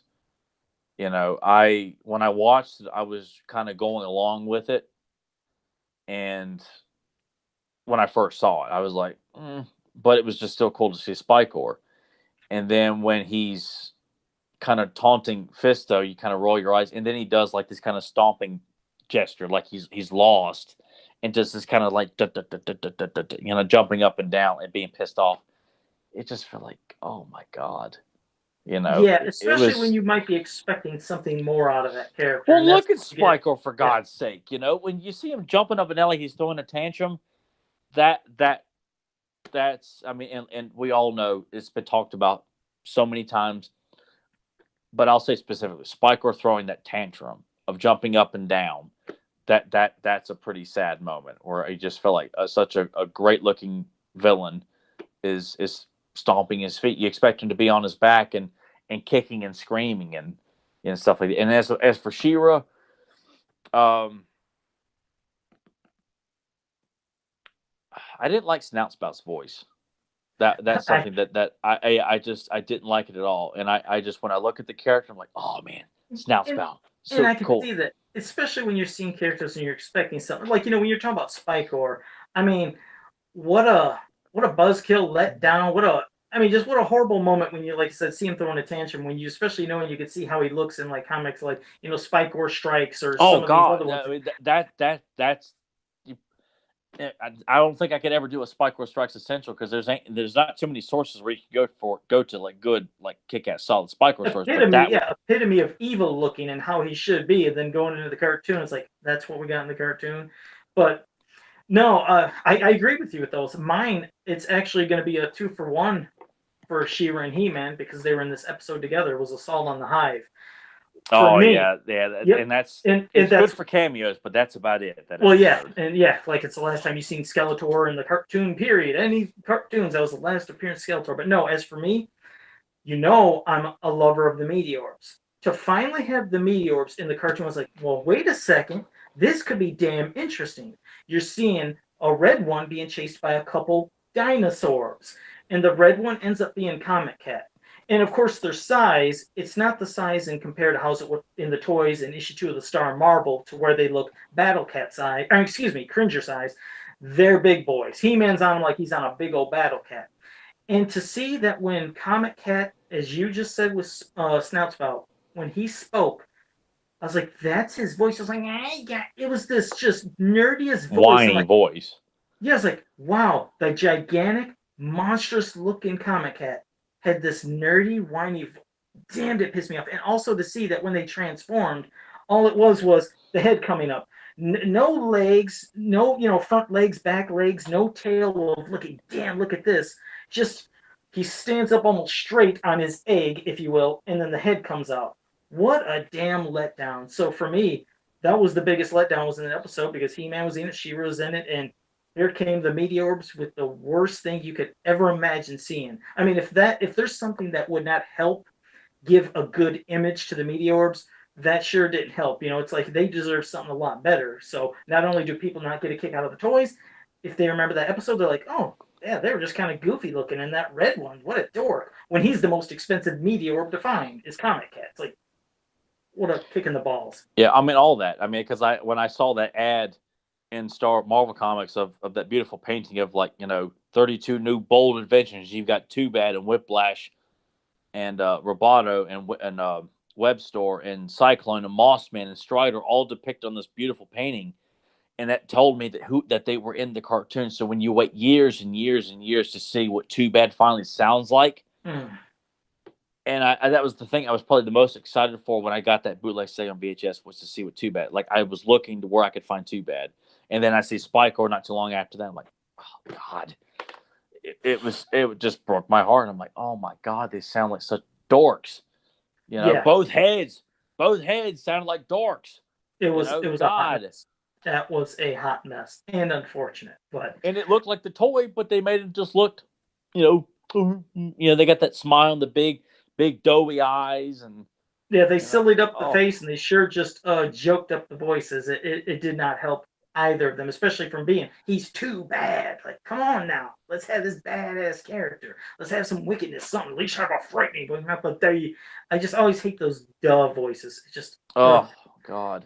but As but if no, like someone like Skeletor would hire morons, you right? know. You would not think so exactly, but then it's like then it gives him he's surrounded by morons crap. So unfortunate. Uh, Whatever. All right, well, we got one more question and then we can kind of wrap it up. Brad Collins said, what news person Okay, said, yeah, what news personally would you like to be revealed at PowerCon? Uh, I I'm gonna pass it to Tyler because I always keep saying about the same thing that will never happen, which is almost referencing what I just said, which it hasn't happened in the entire run of the line, so I'm not gonna say it. I'll pass it to you, Tyler, to say what you want to say first, and maybe I'll think of something else besides the typical. God, after the abomination Thundercats roaring, I don't know what to say about She-Ra, but I would almost say I would love to know that a new He-Man cartoon was coming. I'm not interested in a movie because by this point I just don't want it to happen because they're not going to do it right. A cartoon feels like you'd have a better chance of getting a quality entertainment, but the way they keep treating our beloved 80s properties is nothing more than we're just going to cash in the name and say, oh, we're not making it for you, but we're using something that only adults are familiar with. That all that nonsense. But I would say cartoon, but um, I mean, I'm always looking forward to new classic figures, and I'd like to see, um, just how deep we can go. I'd love to think that maybe the licensing for the live action movie has been allowed for Super Seven to make. Yeah, we've The been wanting live that action. for a while too. Yeah, Yeah, yeah. I mean, at least I mean I know we're getting Karg. I'm happy with that, but to give us, and God, I almost feel like saying, Azrock and Spider, but there's no way in hell that that's happening. But yeah, that's what I would like to see is the live action figures being allowed for us to get, the robot troops and the Centurions and the robot warlords and movie versions of He-Man and Skeletor. Get a Beastman, get a Anthony DeLongis style blade with a very accurate face. Even though I'm Then more we than happy got with the figure. Skeletor and He-Man and versions of them and those troopers and everything. Yeah, there'd be some Yeah, the there. all of it. I just anything from that movie, Lubick. Any of it that's something that I always felt like it's still possible. I Oh, mean, we'll sure, have, sure. but I but think it yeah, could. it's but just give me more figures. That's what I hope we get more of it. Just tell us we're getting two more batches of another batch of Filmation figures and another batch of classic figures. I'll be happy with that. But yeah, the movie figures will be cool. All right. Okay. No, if they, I'd just freak out if they had movie figures. As for Yeah. me, besides figures and besides any news on movies and this and that and whatever, there's a vehicle that needs to be released, and that's the Land Shark. And I'm going to say it because, my God, I could imagine how wicked the Horseman could make it. Joe Amaro, how amazing that could be. Because we have enough heroic vehicles. And yes, we got Roton, which is amazing. Mm-hmm. But I seem like there's more heroic things than evil things. And, with Battle Ram with the Sky Slash Jet Sledge, you could have evil and good on it. But no, Skeletor needs his damn Land Shark. If they could announce a Land Shark or another vehicle like, sure, would I love Spydor? Hell yeah. Would I love Mantisaur so Hordak can finally have his steed? Hell yeah, I'd love it. But I think we need a damn Land Shark. But if a Well, see, I will Mantisaur argue came through, that, but I'd almost feel like what I would love for us to get some of the accessories, like the well, those stilt would be great stalkers, too. Still, like Mega the scuba Laser. attack, the tower Yeah, but tools, I just would love to have a badass another vehicle. Damn, if I could have that and Land yeah, Shark, it was and one the of my land shark would favorites. be my go to because we're getting Stridor, thank Oh, God. could you imagine So how the Horseman could up the wickedness on that damn Land Shark? Oh, it especially like it your love of Jaws, and the oh yeah. ferocity of something like that. Imagine sharp ass teeth sculpted and a real angry looking face as you push it, and it's snapping as it's going. That would keep that feature. Roton kept its feature I'll the say I, same. I I would almost prefer like just being able to pause the land shark jaw to open up, and you can pose it however you want, wide open or closed. That's what I would Well, prefer. hey, I would be well, picture that. brokenhearted if it didn't move. Well, no, I mean, but it still would be cool as shit. But picture that. I It mean, you know would, how it yeah. is. As you're pushing the land shark, it starts going, and then you can just leave it in that pose. And if you keep going, snaps down. So you could still get that open and close effect of posing. But just to push it, I would just love kids, thus us that have kids or nieces and nephews or anything, let them experience that kind of fun ass stuff we had when we did the land shark. I used to love having him snapping at He-Man, and he would eventually catch him. It was just fun for a toy, but it would look even cooler as for a classic. As long as it ain't like no $120 and we're given like another man at arms variant to go along with the damn thing. That's what's No kept me more. from getting all the other stuff. Even though Talon Fighter came down a lot, I never got around to getting it. It's a Shh. punch in the stomach when what? What? I'm going to show something. Zen Brown just mentioned something. I don't know if you guys know this, and I think you do, Tyler. he said he would love to see the actual dungeon grate. Remember that the Horseman did sculpt the dungeon grate for Castle Grayskull, but remember it was never released with that set. Remember when we were promised no more stickers? You know, those Oh creatures that yeah, came yeah. out. Okay. Did you guys in the chat room, did you know that that sculpture did make it onto an actual official piece that was released on a toy? I mean, did you know that, Tyler? I might have showed you before, but did you know this? That sounds familiar, but I can't Okay. say like Well, if you can specifics. talk for 30 seconds, I'm gonna grab it because I have it. And I was like, what a what a damn tease to have the dungeon grate, but not on a Masters of the Universe thing, but on something that Mattel owns. So hold on 1 second while I plop this down and I grab this. All right. I'll be Well, right. I'll just say that as a brief teaser, James E. Talk will be joining us next week, and we'll be doing some filmation discussions and stuff that he's got a hold of that he's going to share with the masses. So, a teaser for next week, and he will be coming on the podcast to Okay, announce I'm to the about 10 masses. seconds away from showing you guys something. Hold on. And here I I'm was almost there. ready to let everyone know what Got the my hell was hip. going to happen next week, and Joe just keeps talking and interrupting me here. Right. Sorry. Okay, can you guys hold on? I gotta click that damn button. I don't want to get off here. Okay. Okay, you guys can see me? Yes. Okay. Imaginext, which Fisher Price does. As you know, Imaginext has been doing a lot of hidden Masters of the Universe related things, from like a Roton, a Spydor, All right. Well, to hey, even while you're doing that, I'll be right back, Joe. okay, to even like they have a slime pit that's coming out, and it's going to be for a Batman type of Imaginext thing. But the slime pit looks pretty close to our vintage slime pit, but different. But they've had so many hidden things. Now, I don't know if this is going to show up, but they put this hidden spot on the bottom of here.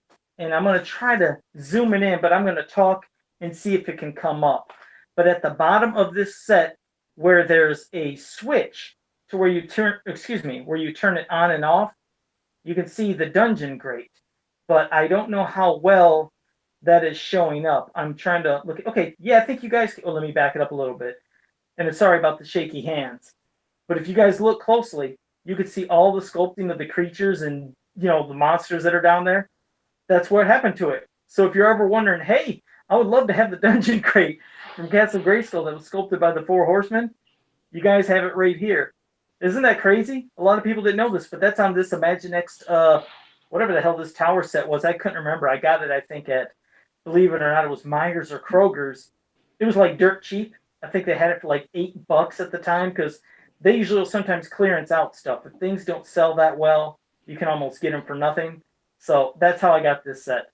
But yeah, I was waiting for Tyler to come back so he can get a look, because I don't know if he ever seen it, but this is the actual piece that the Horseman sculpted and ended up on this. Because some people were wondering, they said, "Well, I don't understand, Joe. How can they do that? You know, it's Imaginext, Fisher Price, but remember, Mattel, I believe, owns Fisher Price, so that's how that happened." But Tyler, I was just showing them. Oh wait, let's see, he's getting back on now. No, like I said, it's right there. There's the dungeon grate. If you can see that perfectly, isn't that crazy? That's Okay. what the No, I was not aware of that. Yep, the Horseman sculpted this. This is what was going to be with Castle Grayskull. It didn't happen. So Imaginext, which is Fisher Price, which is owned by Mattel, hit it on the bottom of this set by that switch. It's the actual sculpt and everything. So I was telling them I got this. I think it was at Kroger's or Myers for around $7-8 when it was clearanced out. Hell, if you wanted to have, I guess, the dungeon grade, if some people want to get clever and try to, you know, see if they could cut this out, if they were that obsessed, you could get it, and you got yourself the dungeon grade. So it is kind of a cool little bonus Easter egg. Pretty cool, man. Yeah, it is. It is. It really was. When I heard about it, I was like, wow, I got to look at this. And it was $7-8. So you guys go ahead, check online, check eBay, check your stores. You might be able to get that sucker for a super cheap price. Awesome. Yeah, so, well, that's pretty much it. And I didn't know if you had any closing thing you want to say. Well, before you do your closing, I was going to give you a quote, which is from Zentron. Oh, wait, no, not that one. I'm not going to say that one. Hold on. What's weird is I feel like I know this. He said, a double in case of trouble. I like it. Why do I feel like I should know that one? I don't know that one. A double in case of trouble. I like it. Damn it. Zentron, I don't know, and I know I should know that. And he's going to say it, and it'll probably be so damn easy. So you post that while Tyler says his closing things, and then we'll get his quote too. But anything you want to say in closing? Be sure, and if you're going to PowerCon, go to the powercon.com, I believe is what it's called. God, I'm going to screw that up real quick. Okay. I want to make sure I'm giving the right site to get those tickets. Hang on a second here, damn it. Okay, yeah, thepowercon.com. If you're interested in going to PowerCon in August, the tickets are available on thepower-con.com, and that's where you go get your tickets. Same site where you purchased your Filmation figures of Chopper, Spikor, and Driel Montork. Kevin Sharp is currently taking offers to do commissions. So if you want some beautiful He-Man or Thundercat or G.I. Joe or superheroes, he's done it all. He's worked on it all. He's currently working on a He-Man piece for me right now. It's a combination of He-Man and some Thundercats thrown in there with dashes of or kind of hints at the original Clash of the Titans. That's all I'll say. But so if you'd like to have your own adventures put together, contact Kevin Sharp through Facebook. And then Axel Jimenez has been working on a project. I forgot what it's called at the moment there, but it's on Facebook. If you go to Axel's Facebook page, it looks like it's going to be like a figure line and a comic book series that's very reminiscent of He-Man characters. Like you can see nods to Skeletor and Hero and Zodak, but they're all new characters, almost kind of like Four as a T almost. That's what it kind of makes me think of. But the name escapes me, but there's a Facebook page dedicated to that. Axel's doing the artwork and things like that too. So I suggest you guys go check that out. Axel, forgive me if you're listening to this. I apologize for not getting the name correct, but if they just go to his Facebook page, you should be able to find it pretty easy. Other than that, I'll give a shout out to James. James E Talks official He-Man YouTube channel. You get all kinds of fun videos on trivia and behind the scenes stuff. He's got episodes posted on there. His commentaries are on there for certain episodes. And I was telling him, Joe, that the good Reverend E Talk is going to be joining us next week. And not only will he be joining us, but he has confided that he will be coming out publicly and saying that Daymar the Demon is one of the most underrated episodes that's ever been created. Oh, and he's going to be in a way shaking my hand and say, Tyler, I want to shake your hand through the internet because you have proved me wrong. You have shown me the light, and I'm going to go back and re-edit the Old Testament and the New Testament of the unofficial guide to He-Man and the official guide to He-Man and She-Ra, change his rating, and say that it was one of the best damn episodes ever been done. Period. And everyone that's listening, either on iTunes or reruns or catching us live right now, everything Tyler just said that James will do is not going to happen. And when this episode happens next week, I'm going to sit back and be quiet the whole time these two go back and forth. Just keep that in mind. But yes, that'll be fun next week. And also, yes, it was History of the World. I remembered it now because you're right. That's never seen it. Yeah, I love that damn movie. Mel Brooks is so sick, but that's when the king was going to get assassinated, and they realized that he looks like the piss boy, which is, well, he's the guy that walks around with a bucket while people piss, and one guy flicks him count the money, or he flicks a quarter in his bucket. It was so damn. He's like, Your Majesty, you look like the piss boy. And he looked at him. He's like, well, you look like a bucket of shit. But it's just so stupid. That's also where I got the name Josephus. Was my mom? She used to always call me Josephus from the guy in the movie that was called Josephus. Oh, okay, so, gotcha. Yeah. So, all right. Well, again, thank you, everybody in the chat room, for joining us. We really appreciate it. We love having you here. Hope you're here next week, too. Hope you enjoyed this episode. Oh, and you saying that, we'll be recording earlier next week because James is on a different time zone. Yes, 5 p.m. our time, correct? Eastern, yeah. 5 p.m. Yeah. Yeah, that's the current schedule. So we'll be recording 5 p.m. Eastern time, as opposed to 5 o'clock.